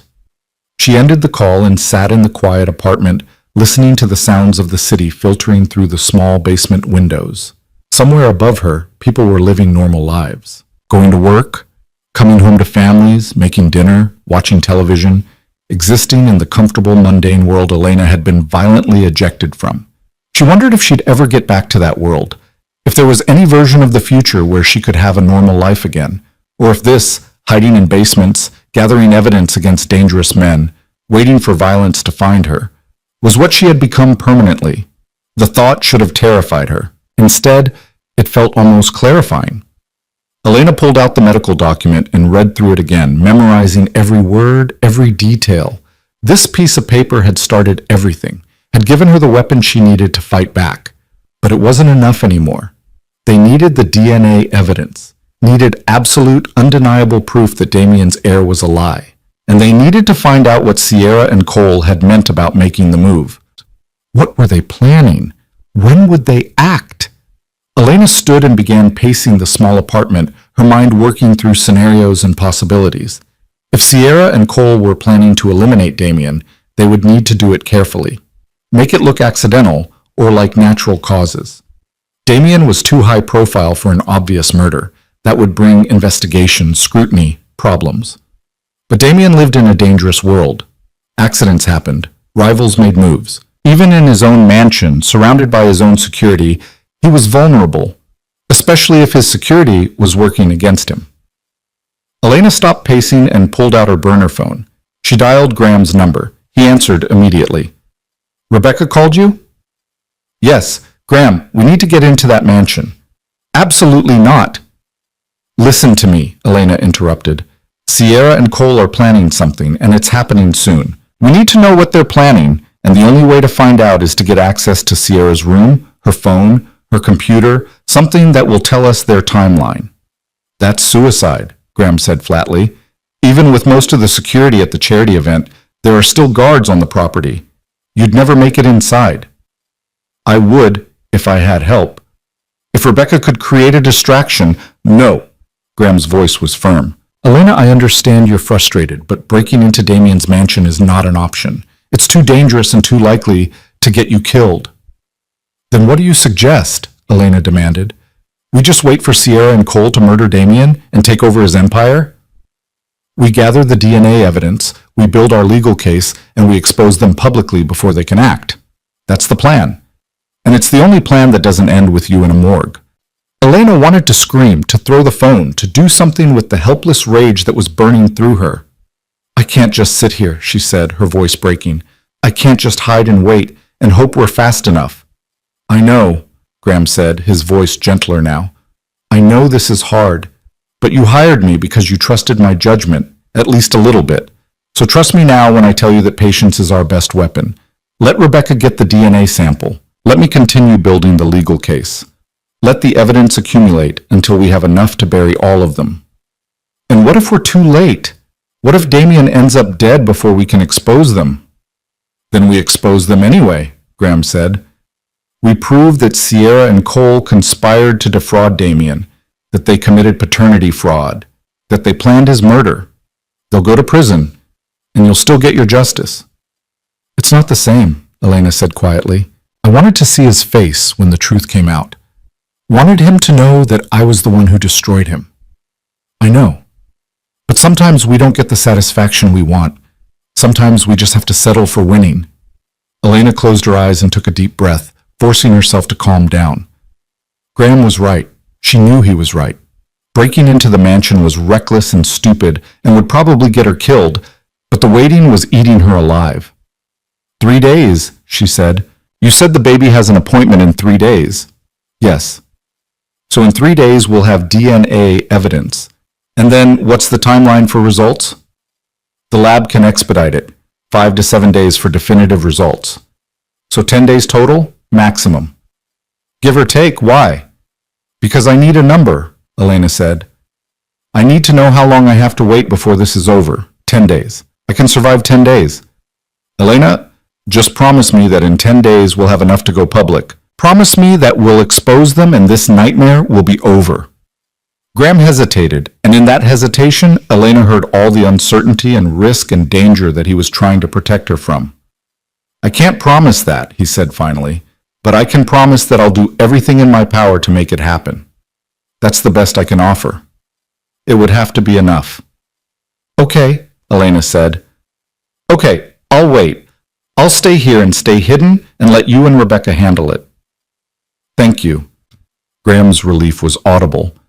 I'll call you as soon as I have any updates. In the meantime, finish writing up your testimony about that night.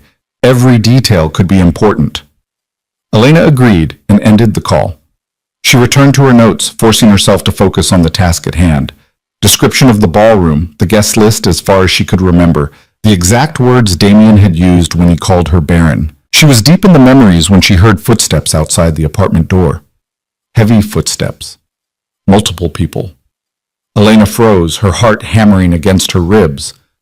The footsteps stopped directly outside her door. There was a long silence. Then a knock.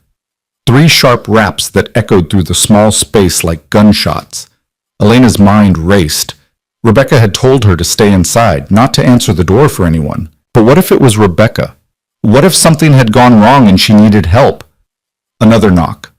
More insistent this time. Elena Cross! A man's voice, unfamiliar.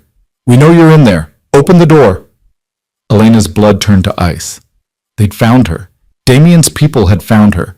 She looked around the apartment desperately, searching for an escape route. The windows were too small to climb through. The door was the only exit, and there were at least 2 men on the other side of it. We don't want to hurt you, the voice continued. Mr. Blackwell just wants to talk. He sent us to bring you home safely. Home. As if that mansion had ever been her home. Elena grabbed her coat and her phone and the medical document, shoving them into her pockets with shaking hands. Elena, don't make this difficult. Open the door and we can all avoid unnecessary unpleasantness. The door handle rattled. They were testing it, checking if it was locked. Of course it was locked, but locks wouldn't stop them for long. Elena looked at the bathroom door. It had a small window high up near the ceiling. Maybe just big enough for someone desperate enough. She ran to the bathroom and locked the door behind her, knowing it would buy her maybe 30 seconds. From the main room, she heard the apartment door crash open. Elena Cross, don't run. This will be easier if you cooperate. Elena climbed onto the toilet and reached for the window, her fingers scrabbling at the latch. It was stuck. Painted shut or rusted or both. Footsteps approached the bathroom door. "Come out, Mrs. Blackwell. Mr. Blackwell is waiting." Elena pulled harder at the window latch, desperation giving her strength. It gave way suddenly, and the window swung open. The bathroom door exploded inward, the lock giving way under a heavy kick. Elena didn't look back. She grabbed the window frame and pulled herself up, squeezing through the narrow opening even as hands grabbed at her legs. She kicked hard, felt her foot connect with something solid, heard a grunt of pain. Then she was through, tumbling out onto the frozen ground of the narrow alley behind the building. She ran. Behind her she heard shouting, the sounds of pursuit. Elena ran without thinking, without planning, just pure animal instinct driving her forward. Through alleys, across streets, around corners. Her lungs burned and her legs screamed, but she didn't stop. She couldn't stop.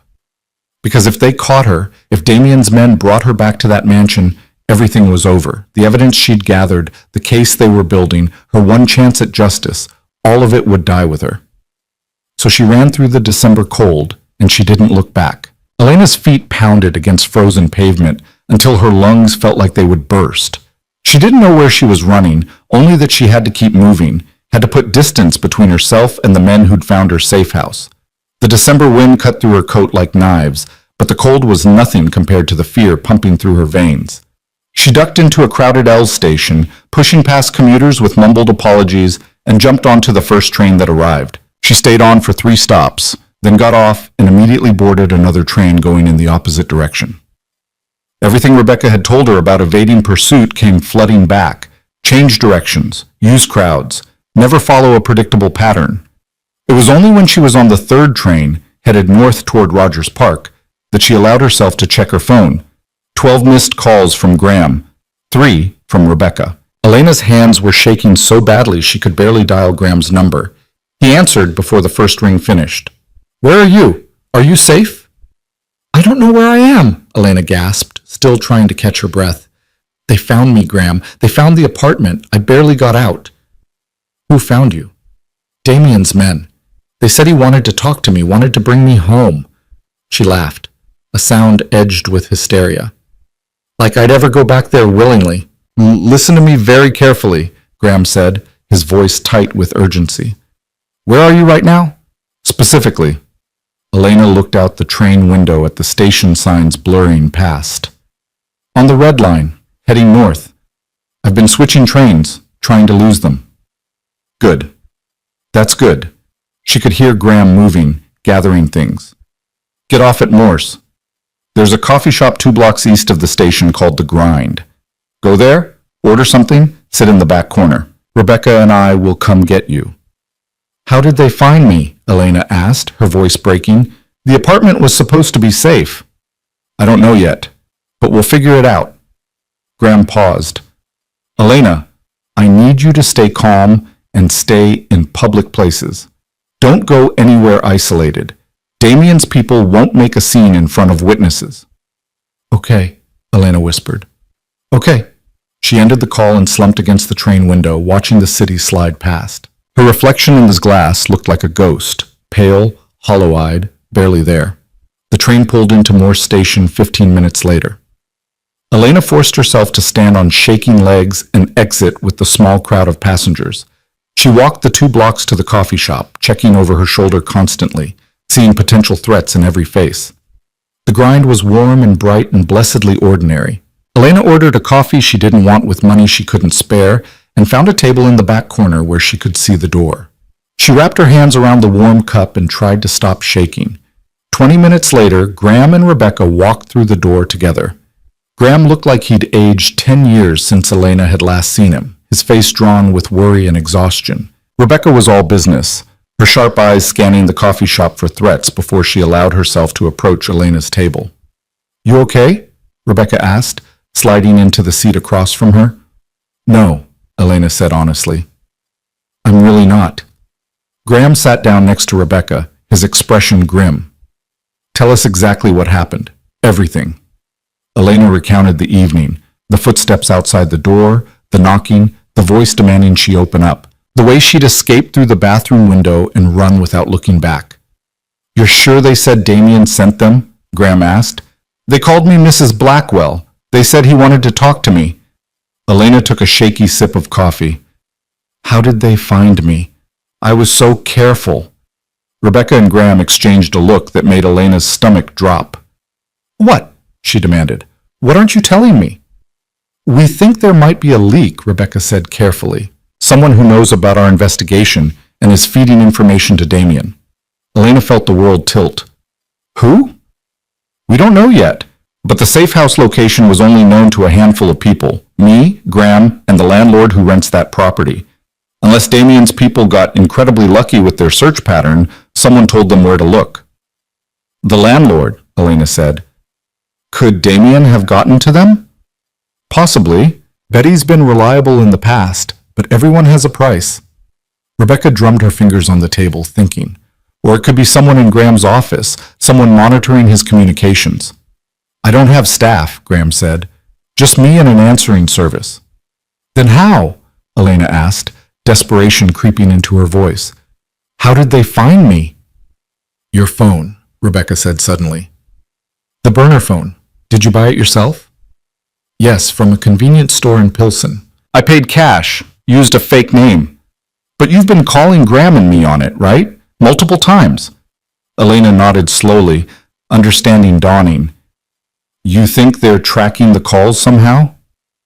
"If Damien has the right connections, and he definitely does, he could have someone monitoring phone networks for patterns. Calls to Graham's number, especially from burner phones, would stand out." Rebecca swore under her breath. "I should have thought of that. Should have set up a more secure communication system." "It's not your fault," Graham said. "We've all been operating under pressure, making decisions quickly. Mistakes happen." "Mistakes like this get people killed," Rebecca shot back. She turned to Elena. "The phone you have now is compromised.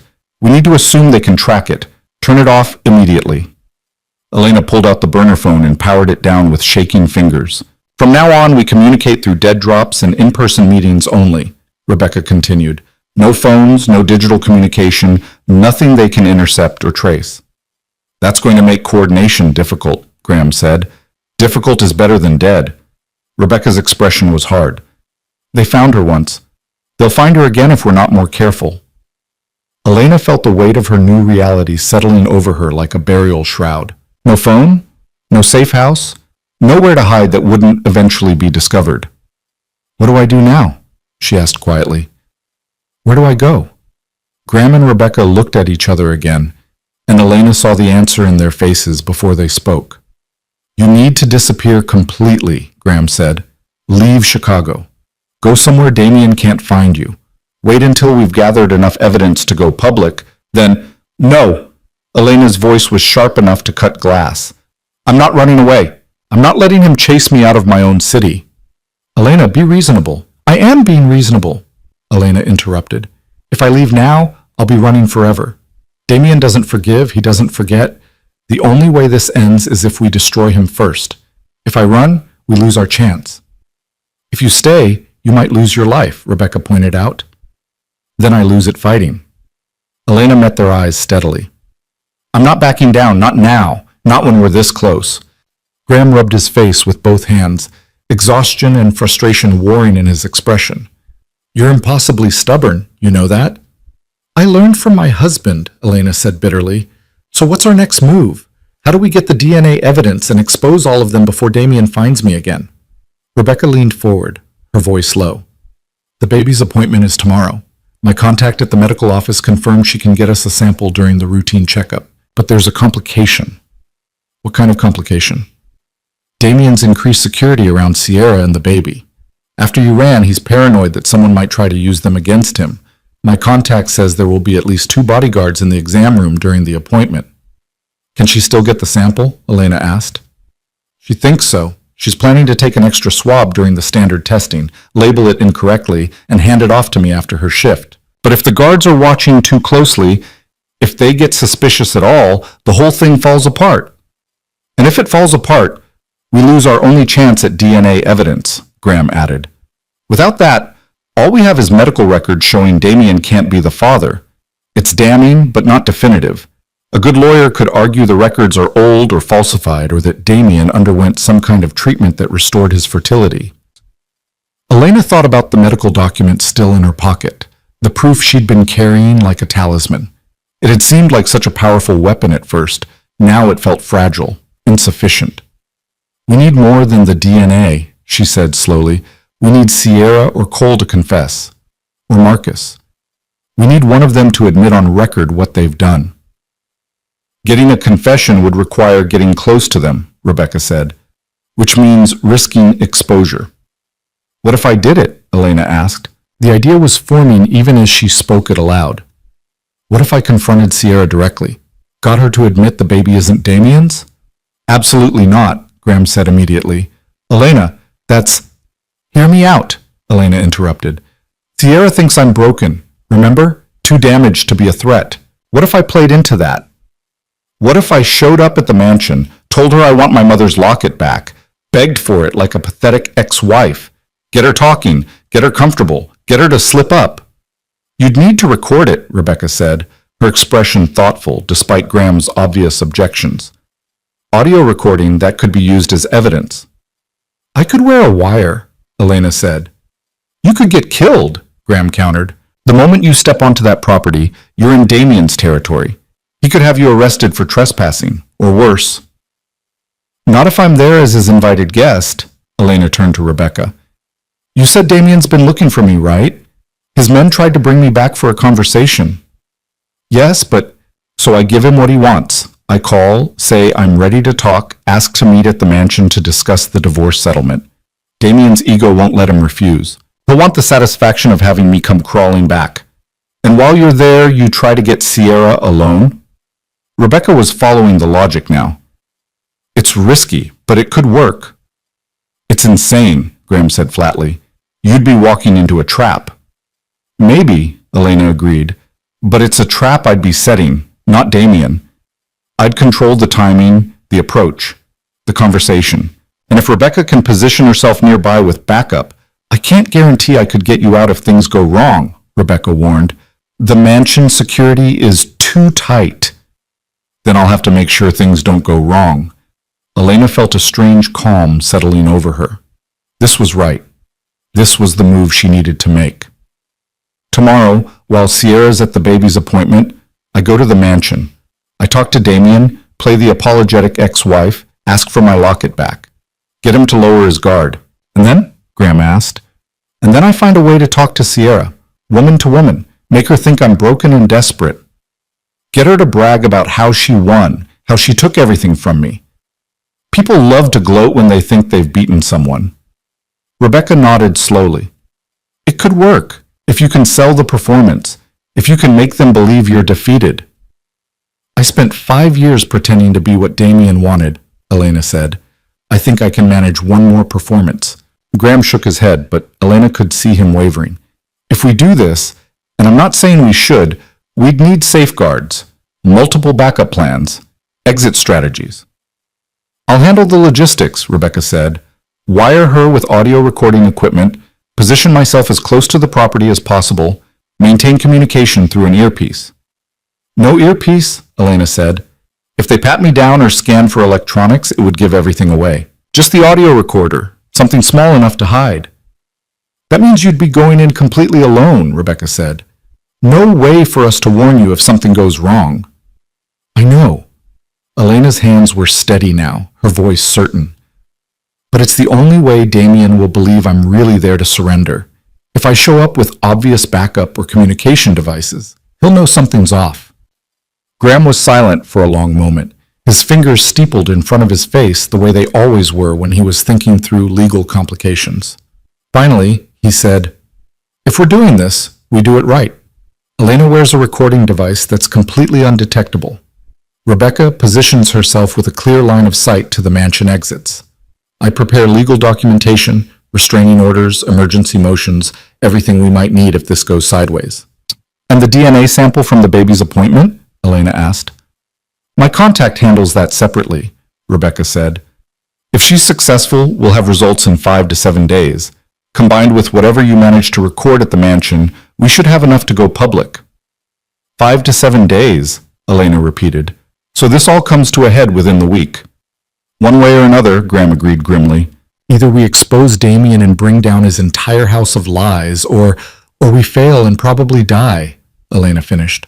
I know, but at least we'll have tried. At least I'll have fought back instead of just disappearing like he wanted me to. Rebecca stood. I need to make some calls, get the recording equipment set up. Can you two stay here for another hour? We'll be here, Graham said. Rebecca left, and Elena and Graham sat in silence for a moment, the weight of what they were planning settling between them. You don't have to do this, Graham said quietly. We could still get you out of Chicago. New identity, fresh start.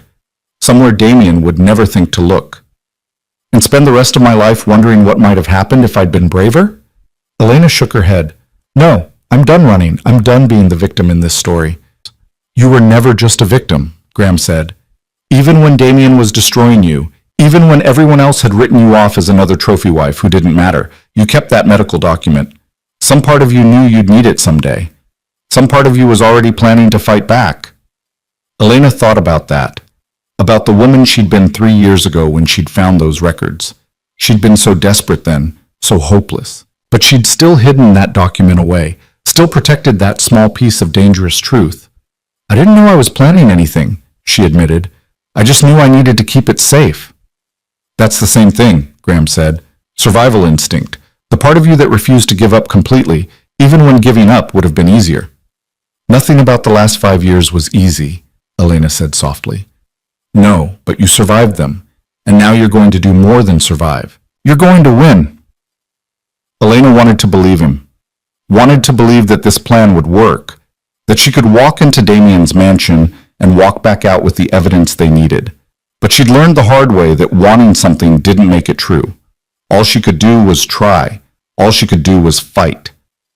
Rebecca returned an hour later with a small black bag. She led Elena to the coffee shop's single-occupancy restroom and locked the door behind them. This is a professional-grade recording device, Rebecca explained, pulling out what looked like a small button. It clips inside your clothing, completely invisible. The microphone is sensitive enough to pick up conversations from 15 feet away, and the battery lasts 6 hours. How do I turn it on? You don't? It's voice-activated. As soon as you start talking, it starts recording. Rebecca demonstrated the clip mechanism. Where do you want to wear it? Elena thought for a moment, then pointed to the inside of her coat collar. There, hidden, but with a clear line to my voice. Rebecca attached the device carefully, then had Elena speak a few test sentences while she monitored the recording quality on a small receiver. Perfect, Rebecca said, satisfied. Now, the plan. You call Damien tomorrow morning, say you want to meet to discuss the divorce. He'll probably suggest his lawyer's office or some neutral location. You insist on the mansion, say you want to get your personal things, that you'll be more comfortable in familiar surroundings. Will he buy that? Elena asked. His ego will. Damien wants you back in that mansion, wants you to see what you've lost. He'll agree. Rebecca's expression turned serious. Once you're inside, you need to stay calm. Don't rush. Let Damien talk. Let him think he's in control. When the opportunity comes to talk to Sierra, take it naturally. Don't force it. And if I can't get her alone? Then you get what you can from Damien and leave. We'll find another way. Rebecca gripped Elena's shoulders. The most important thing is that you get out safely. The evidence means nothing if you're dead. Elena nodded, trying to memorize every detail of the plan. They returned to the table where Graham was waiting. He'd been making notes on a legal pad, preparing for every contingency he could imagine. I've drafted an emergency motion for a protective order, he said, showing Elena the document. If anything happens to you at that mansion, if you disappear or get hurt, this goes immediately to a judge I trust. It details everything we know about Damien, the paternity fraud, the threats against you. It won't be enough to convict him, but it'll be enough to start an official investigation. So if I die, at least Damien goes down with me, Elena said. That's not funny, Graham said. I'm not joking. Elena took the legal pad and read through his notes. This is good. Thorough. Thank you. Don't thank me yet. Thank me when this is over and you're still alive. They spent another hour going over details, backup plans, emergency protocols. By the time they finished, it was nearly midnight and the coffee shop was preparing to close. Where are you going to stay tonight? Rebecca asked. You can't go back to any place Damien might know about.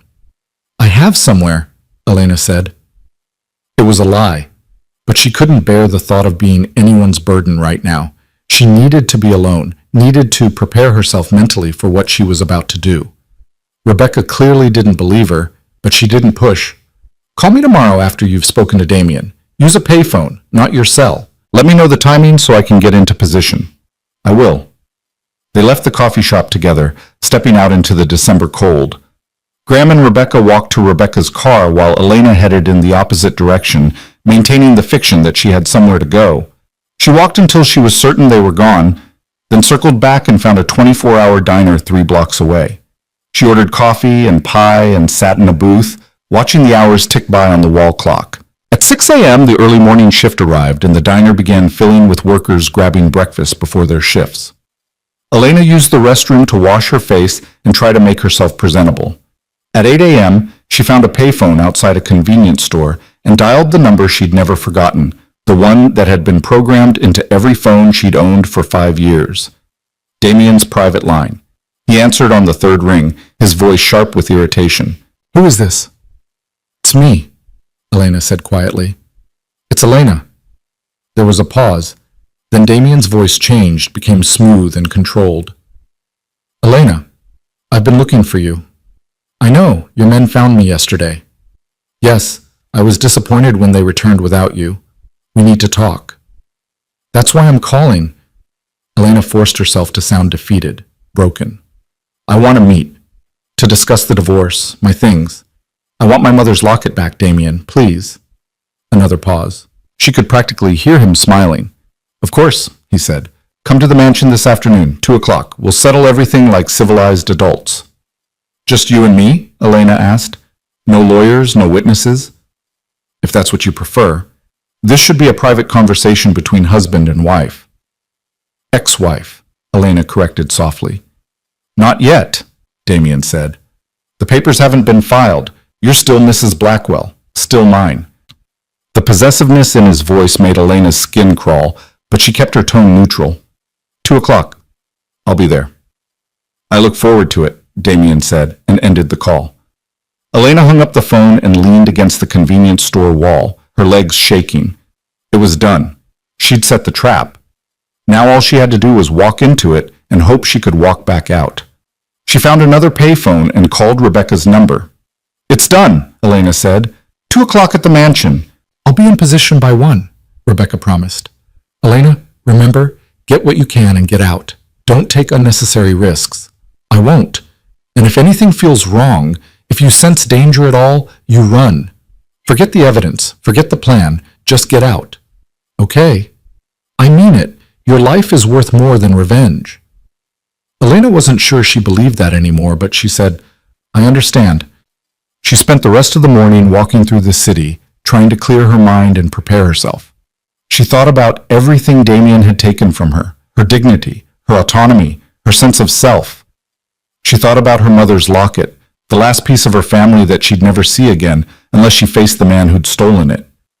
She thought about Sierra in her white dress, holding a baby that wasn't Damien's, smiling with the confidence of someone who thought they'd won. And she thought about the recording device hidden in her coat collar, the small piece of technology that might finally give her the weapon she needed.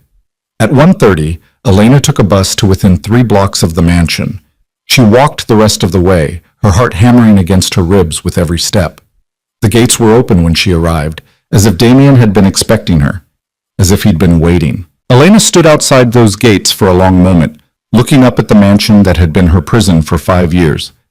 It looked exactly the same, imposing, elegant, cold. She touched the recording device hidden in her collar, took a deep breath, and walked through the gates.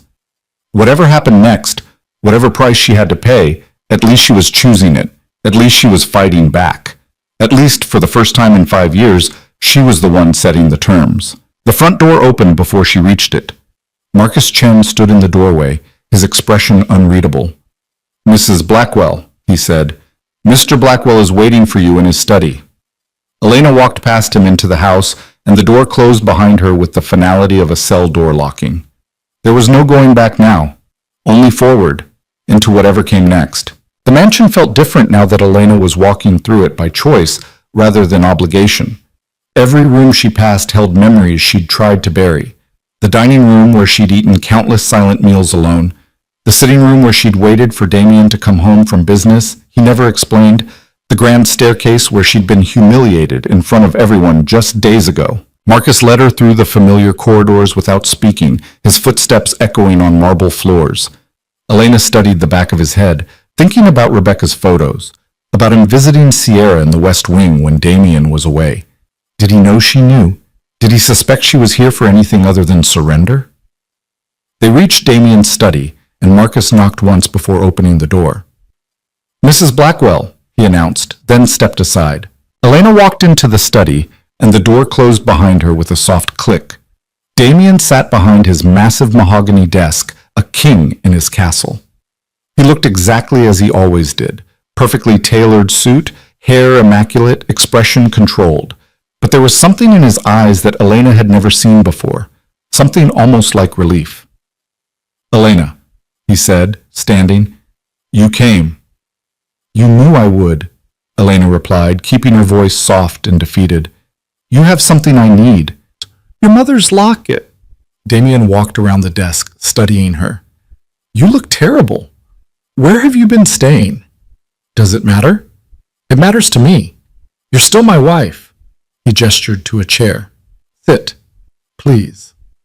Elena sat, every muscle in her body tense despite her effort to appear relaxed. The recording device against her collar felt like it was burning through her skin, surely visible, surely obvious. But Damien showed no sign of suspicion. He returned to his chair and poured 2 glasses of whiskey from a decanter on his desk. "I don't want a drink," Elena said. "Humor me." Damien slid 1 glass across the desk toward her. "We used to do this, remember? Share a drink and talk about our days, before everything became so complicated." Elena almost laughed. They'd never shared drinks and talked. Damien had drunk alone in his study while Elena sat in her room, invisible and irrelevant. But she picked up the glass. "Before things got complicated." "You mean before you brought your mistress to live in our home?" "Sierra was never meant to hurt you," Damien said, and he actually sounded sincere. "She was just supposed to give me what you couldn't. A child." The words tasted like ash. "An heir, legacy, someone to continue what I've built." Damien took a drink, watching her over the rim of his glass. "You have to understand, Elena. Everything I've done, everything I've built, it needs to go to someone. It can't die with me." "So you replaced me with a younger model and claimed her baby as your own." Elena let some of her real bitterness show through. "Very efficient." "It wasn't personal. You humiliated me in front of everyone." Elena's voice rose, and she didn't have to fake the emotion. "You called me Barren. You paraded her and that baby like trophies. How is that not personal?" Damien had the grace to look uncomfortable. "I handled it poorly. I know that. But Elena, you have to see the larger picture. I needed an heir. You couldn't provide one. Sierra could. It's simple business." "Business?" Elena repeated. "Is that what our marriage was to you? A business arrangement that stopped being profitable?" "Don't put words in my mouth." Damien's voice hardened slightly. "I cared about you. In my way. Your way involved separate bedrooms and years of silence. My way involved keeping you safe, protected. Do you have any idea how dangerous my world is? I kept you separate from it deliberately, kept you clean." Elena almost believed he thought that was love. That isolation and control could be mistaken for protection. "I want my mother's locket," she said, redirecting the conversation. "That's why I came. Not to rehash our failed marriage. I want what's mine, and then I'll sign whatever divorce papers you put in front of me." Damien leaned back in his chair, studying her with those dark oil-slick eyes. "What if I don't want a divorce?" Elena's heart stuttered. "What?" "What if I want you to stay, come back home properly, be my wife again?" "You have Sierra," Elena said carefully, "and your son. Sierra is the mother of my child. You're my wife. There's a difference." Damien stood and walked to the window, looking out at the grounds. "I've been thinking about this since you left, about what I lost when I sent you away. You understood me, Elena. You knew how to navigate my world without asking questions, without making demands. I was a ghost in this house, Elena said quietly. You were peaceful, stable. I didn't appreciate that until you were gone. He turned back to face her. Sierra is exhausting, constantly wanting attention, reassurance, things. She doesn't understand that some parts of my life need to remain private. Elena saw her opening. She seems very devoted to Dante, though. I saw how she looked at him that night. Every mother loves her child, Damien said dismissively. But she's young. She doesn't understand the responsibilities that come with being connected to someone like me. Does she know about your business? The parts you kept from me? Damien's expression shifted, became guarded. Why are you asking about Sierra? I'm trying to understand, Elena said, keeping her voice gentle. Trying to understand what she has that I didn't. Besides fertility, obviously. The barb landed. Damien's jaw tightened. She has youth, malleability. She doesn't question me. Neither did I, Elena pointed out. No, but you judged me. I could see it in your eyes every time I came home late, every time I had to cancel plans, every time someone called in the middle of the night. Damien returned to his desk. Sierra doesn't judge. She accepts what I am. Does she? Elena asked. Does she really accept all of it? Or does she just pretend better than I did? What are you implying? Elena took a sip of the whiskey, letting the burn steady her nerves. I'm not implying anything. I just know that young women like Sierra are often very good at seeming accepting while planning their own futures. You sound jealous, Damien observed. Maybe I am. She has everything I wanted. Your attention, a child, security. Elena set down her glass. Does she have my mother's locket too? Is that one of the things you gave her? The locket is in my safe, Damien said. I kept it because I thought you might come back for it eventually. I was right. Can I have it, please? Elena let her voice break slightly. It's all I have left of her. Damien watched her for a long moment, and Elena held her breath, waiting. Finally, he stood and walked to a painting on the wall, a dark landscape that Elena had always hated. He swung it aside, revealing a wall safe. His body blocked the combination as he entered it, but Elena heard the click of it opening. He reached inside and pulled out a small velvet box. Elena's heart clenched. She recognized that box. Had kept it on her dresser for years until one day it simply disappeared. Damien opened it and held up the silver locket. It caught the light, worn and tarnished, but infinitely precious. Come here, Damien said. Elena stood and walked to him on shaking legs. He gestured for her to turn around, and she did, feeling his hands at her neck as he fastened the locket's chain. There, he said softly, his breath against her ear. You always wore it better than anyone. Elena touched the locket, feeling its familiar weight against her chest. Tears burned her eyes, real ones this time, because this small piece of metal was the only thing connecting her to her mother, to the life she'd had before Damien. Thank you, she whispered. Does this mean you'll consider coming back? Damien asked. Really consider it? Before Elena could answer, there was a knock at the door. Damien frowned. I said I wasn't to be disturbed. The door opened anyway, and Sierra Vale walked in, holding baby Dante. She froze when she saw Elena, her blue eyes widening with surprise that quickly shifted to something harder. I didn't know we had company, Sierra said, her voice carrying a note of accusation. Mrs. Blackwell came to retrieve some personal items, Damien said coolly. What do you need, Sierra? Dante has a fever. I wanted to ask if I should call the pediatrician. Sierra's gaze fixed on Elena, assessing, calculating. But I can come back later if you're busy with your ex-wife. She's still my wife, Damien corrected. And yes, call the pediatrician if you're concerned. That's what we pay him for. Sierra's lips thinned. Of course. I'll leave you two to your reunion then. She turned to go, and Elena saw her chance slipping away. The recording device was capturing all of this, but she needed more. Needed Sierra to say something incriminating. Wait, Elena said. Can I see him, the baby? Sierra's expression shifted to confusion. Why? Because I've never really seen him up close. That night, everything happened so fast. Elena approached slowly, keeping her body language non-threatening. He's beautiful. You must be very proud. Sierra relaxed fractionally, maternal pride overriding suspicion. He is beautiful, perfect, really. Damien's genes, obviously. Elena looked down at the sleeping infant in Sierra's arms. He was beautiful, in the way all babies were, innocent and unaware of the lies and schemes surrounding his existence. "He has your eyes," Elena said softly, "and your coloring." "But Damien's bone structure," Sierra insisted. "The doctors said so." "Did they?" Elena kept her voice casual. "Did you have genetic testing done?" "Of course," Sierra said quickly. Too quickly. "Damien insisted on it." Damien, who had returned to his desk, looked up sharply. "I never insisted on genetic testing." Sierra paled. "I meant you talked about it, about wanting to confirm everything was healthy." "That's not the same thing as paternity testing," Damien said, his voice taking on a dangerous edge. "Why would you bring up genetic testing, Sierra?" "I just assumed," Sierra stammered, shifting Dante in her arms. "I thought all fathers wanted to be certain." "Certain of what?"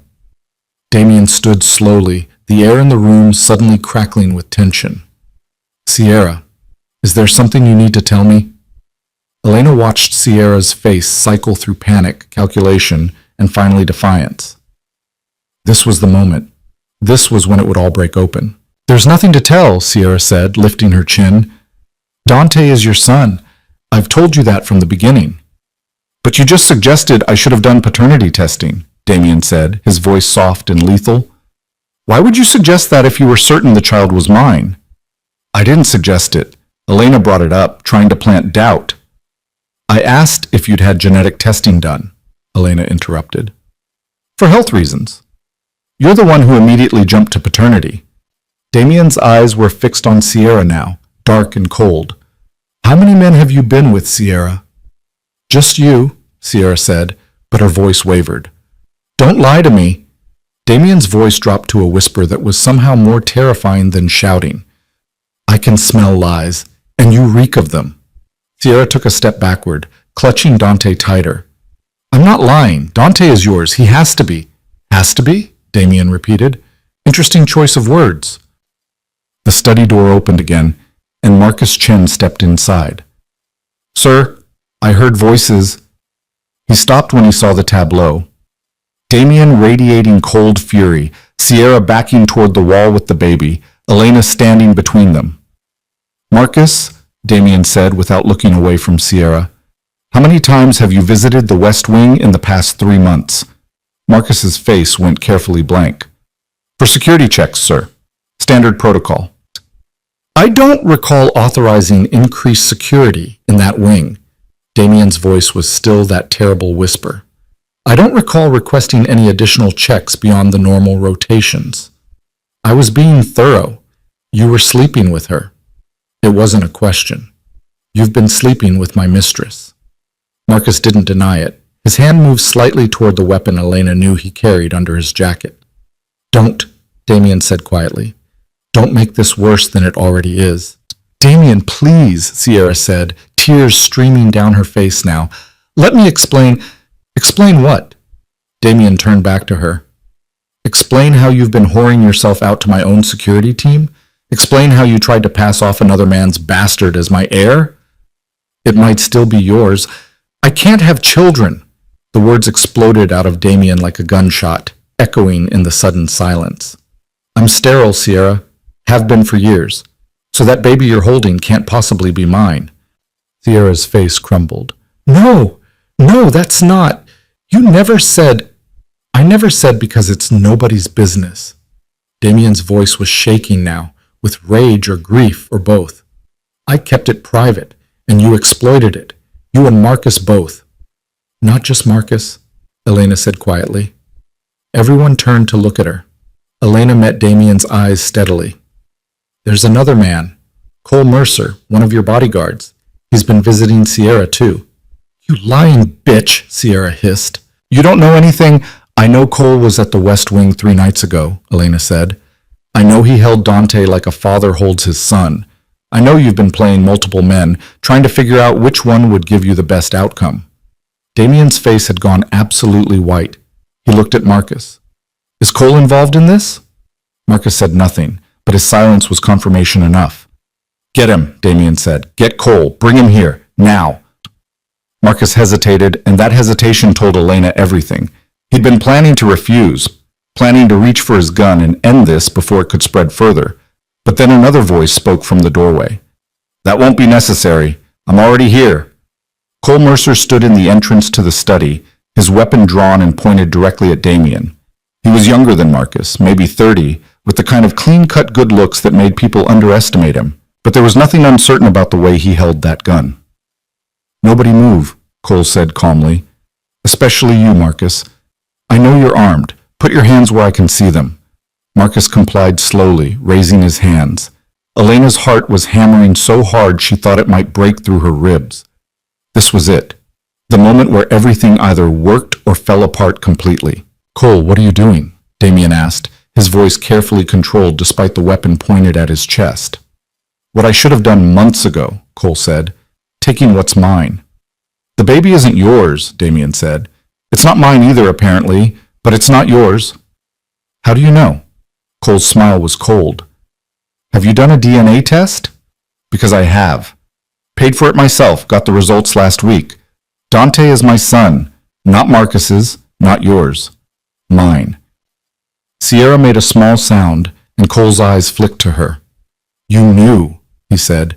You've known since the test results came back, and you've been stalling, trying to figure out how to keep your position without admitting the truth. I was protecting us, Sierra said desperately, protecting our future. By letting Damien claim my son as his heir? Cole's voice rose. By making me watch while another man held what's mine. It was the only way to secure everything, Sierra insisted. Once Damien made Dante his legal heir, once the paperwork was done, we could have eliminated him and taken control.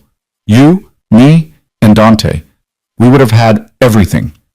The admission hung in the air like smoke.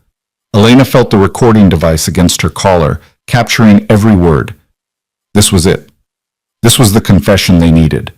But she was also standing in a room with a man pointing a gun at her ex-husband, and she had no idea how this would end. Damien laughed, a sound without humor. You were planning to kill me. My own people were planning to murder me and steal my empire. You made us, Cole said. You created this situation when you claimed a child that couldn't be yours. You brought this on yourself. I claimed a child because I was lied to. Damien's voice was ice. Because this whore told me the baby was mine, and I wanted to believe her. Don't call her that, Cole snapped. I'll call her whatever I want. She's a liar and a thief and apparently a conspirator in attempted murder. Damien's eyes moved to Marcus. And you? Were you part of this plan too, or were you just convenient? I loved her, Marcus said quietly. Before Cole. Before any of this. I actually loved her. Past tense? Sierra asked, her voice breaking. You made your choice, Marcus said. You chose him and his plan. I'm not dying for either of you. Cole's gun swung toward Marcus. You're the one who taught me everything. How to move through this house unseen, how to avoid the cameras, how to get close to targets. You helped create this plan. I helped you seduce a lonely girl, Marcus said. I didn't help you plot murder. Liar! Cole's hand was shaking now, and Elena realized he was coming apart. Whatever plan he and Sierra had made was disintegrating, and he was panicking. Panicking men with guns were dangerous. Cole, Elena said carefully, put the gun down. You have a son to think about. Dante needs his father. He needs you alive, not in prison or dead. Stay out of this, Cole snarled. This is between me and the man who tried to steal my legacy. He didn't steal anything, Elena said. He was lied to. We all were. But it's not too late to end this without anyone getting hurt. It's already too late. Cole's voice was hollow. The moment Damien found out the truth, it became too late. He'll kill us all now. Sierra, me, maybe even Marcus for failing to protect him. I should, Damien agreed. I should put all of you in the ground for this betrayal. Then do it, Cole challenged. Go ahead. Call your other men. Have them execute us right here. Show your ex-wife what kind of monster you really are. Damien's eyes flicked to Elena, and for the first time she saw something that might have been shame. I'm not a monster, he said quietly. You've killed people, Elena said. Don't pretend otherwise. I've always known what you are, Damien. I just didn't say it out loud. And yet you came back, Damien said. Why, Elena? Really, why? It wasn't just for a locket. Elena touched the silver chain at her throat, feeling the weight of her mother's memory and the recording device capturing every word. I came back for the truth, she said. I came back to see you face what you've done, to watch your perfect heir, your perfect legacy, revealed as a lie. Damien's expression shifted, understanding dawning. You knew. You've known all along that the baby couldn't be mine. I've known for 3 years that you're sterile, Elena confirmed. I found your medical records, kept them, waited for the right moment to use them. And this is that moment? Damien's laugh was bitter. With one of my own men holding a gun on me, my mistress revealed as a fraud, my so-called heir actually belonging to someone else? This is your revenge? It's justice, Elena corrected. You took everything from me. I'm just returning the favor. Cole's gun swung back and forth between Damien and Elena, his desperation growing. Shut up. Both of you shut up. I need to think. There's nothing to think about, Marcus said. It's over, Cole. Put the gun down before you make this worse. Worse? How could this possibly get worse? Cole's voice cracked. My son is going to grow up knowing his mother tried to pass him off as someone else's child. I'll lose everything. You'll lose more if you pull that trigger, Elena said. If you kill Damien, you'll spend the rest of your life in prison. Dante will grow up without a father. Is that what you want? I want what's mine, Cole shouted. And then several things happened at once. The study door burst open and 3 men in suits rushed in. Damien's backup security team, alerted by the shouting. Cole spun toward them, his gun rising. Marcus lunged forward, trying to disarm him. Sierra screamed, clutching Dante tighter. A gunshot exploded in the confined space, deafening. For a moment, Elena couldn't tell who'd been hit. Everyone was frozen, waiting. Then Marcus staggered backward, blood blooming across his white shirt. Cole looked down at the gun in his hand, horrified. I didn't mean... The security team swarmed him, tackling him to the ground and wrestling the weapon away. Sierra was sobbing, pressing herself into the corner with the baby, and Marcus slid down the wall, leaving a red streak, his hand pressed to the wound in his side. Get medical, Damien barked at one of the security team, and get the police, all of them. I want everyone involved in this arrested. Elena ran to Marcus, pressing her hands over his to try to stop the bleeding. Hold on! Help is coming! Marcus looked up at her, his face pale. Why are you helping me? I helped destroy you. You were kind to me once, Elena said. That has to count for something. It doesn't count for much, Marcus said, his voice growing weaker. I'm sorry, for all of it. You deserved better. So did you, Elena said softly. The next hour was chaos. Paramedics arrived and stabilized Marcus before rushing him to the hospital. Police flooded the mansion, separating everyone for questioning. Cole was arrested immediately, still in shock over what he'd done. Sierra was taken away by social services along with baby Dante. Both of them headed for protective custody while the legal situation sorted itself out. Through it all, Elena sat in Damien's study, giving her statement to a detective while the recording device against her collar continued capturing everything. She told them about the medical records proving Damien's sterility, about Sierra's confession that she'd been planning to murder Damien after establishing Dante as his heir, about Cole's admission of paternity and Marcus's involvement in the deception. The detective listened with growing astonishment, occasionally stopping to verify details. When Elena finished, the detective closed her notebook and looked at Elena seriously. Mrs. Blackwell, you're aware that returning to this property while there was an active threat could have gotten you killed? I'm aware, Elena said. Why did you do it? Why take that risk? Elena touched her mother's locket. Because some things are worth the risk. The detective didn't look convinced, but she nodded. We'll need that recording device as evidence. Elena carefully removed it from her collar and handed it over. There's an attorney, Graham Pierce, who has additional documentation relevant to the case, and a private investigator, Rebecca Torres, who has photographic evidence of Sierra's relationships with both Marcus and Cole. We'll contact them. The detective stood. You're free to go, Mrs. Blackwell, but stay available. We'll likely have follow-up questions. Elena nodded and stood, her legs shaking with exhaustion and delayed fear. As she walked out of the study, she found Damien waiting in the hallway.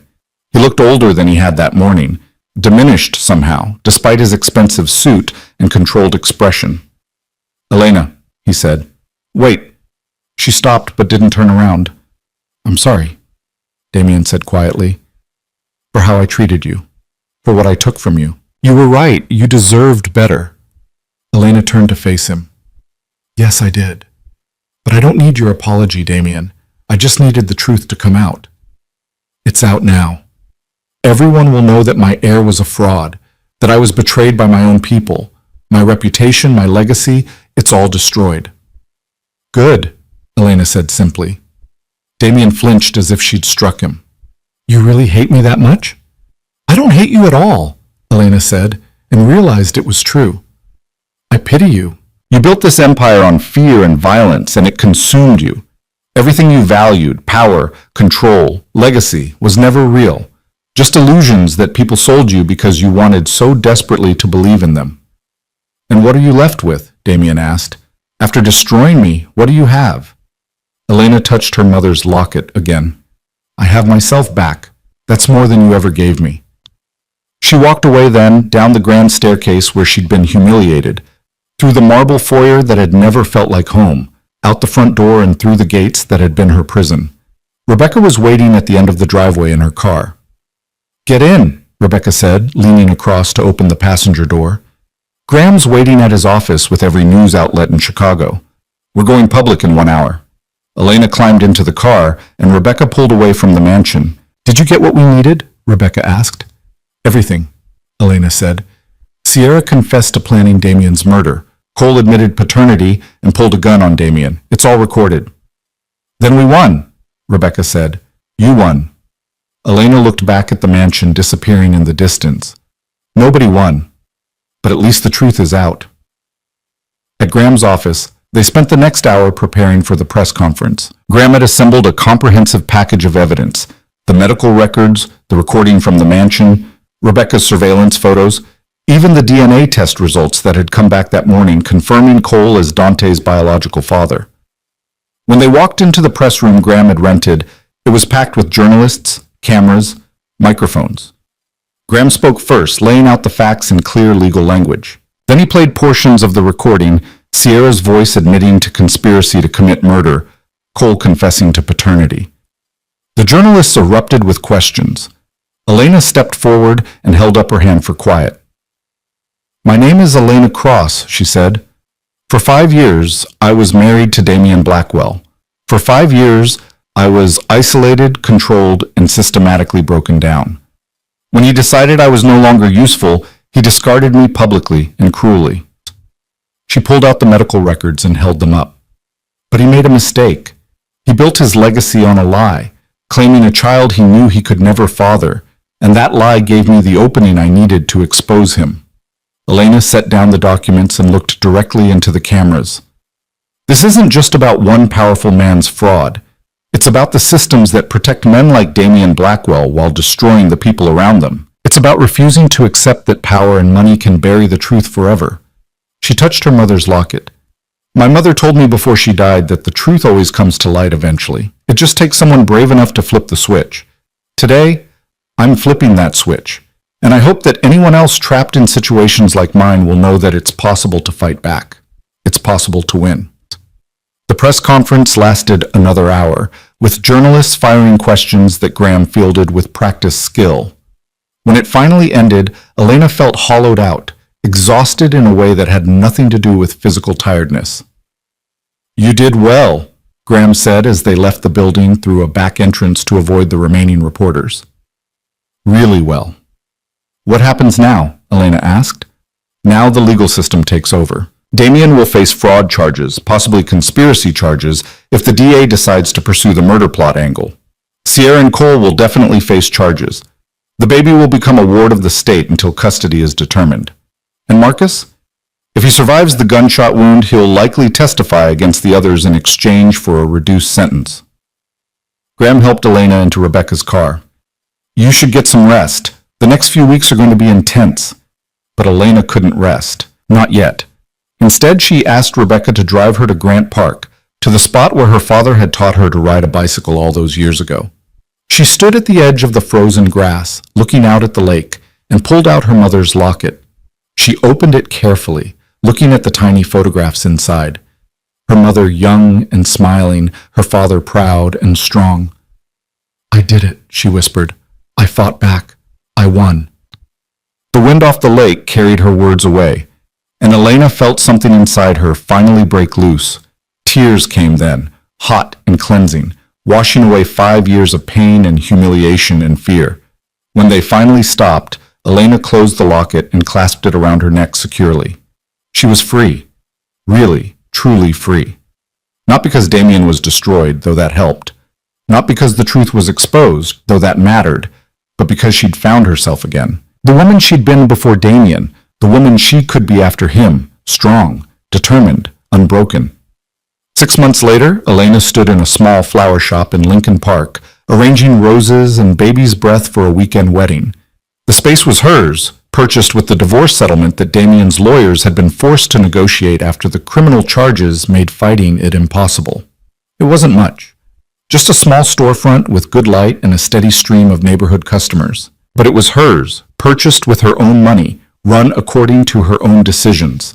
The bell over the door chimed, and Elena looked up to see Graham walking in.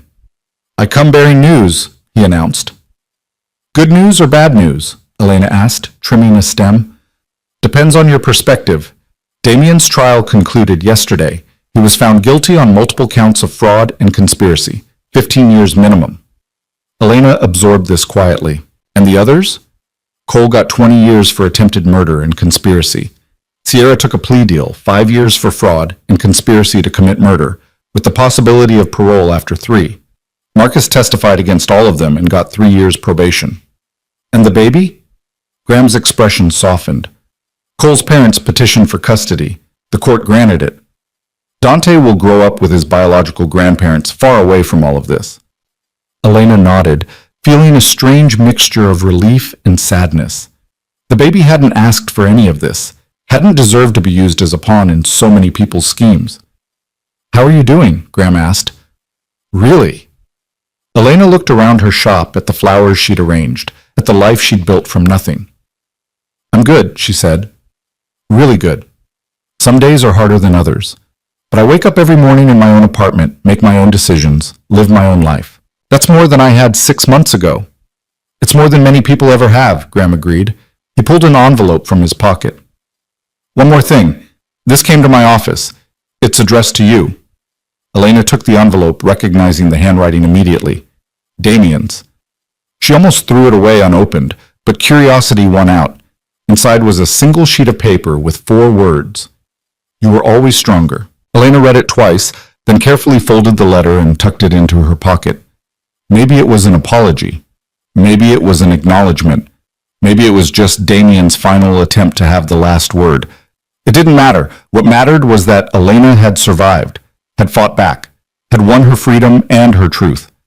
What mattered was the sunlight streaming through her flower shop window, the smell of roses and jasmine, the sound of the bell announcing another customer. What mattered was that she'd taken the broken pieces of her life and built something new, something honest, something hers. Elena touched her mother's locket, feeling its familiar weight. The truth had come to light, exactly as her mother had promised. And Elena Cross, no longer Blackwell, never again belonging to anyone but herself, was finally, completely, gloriously free.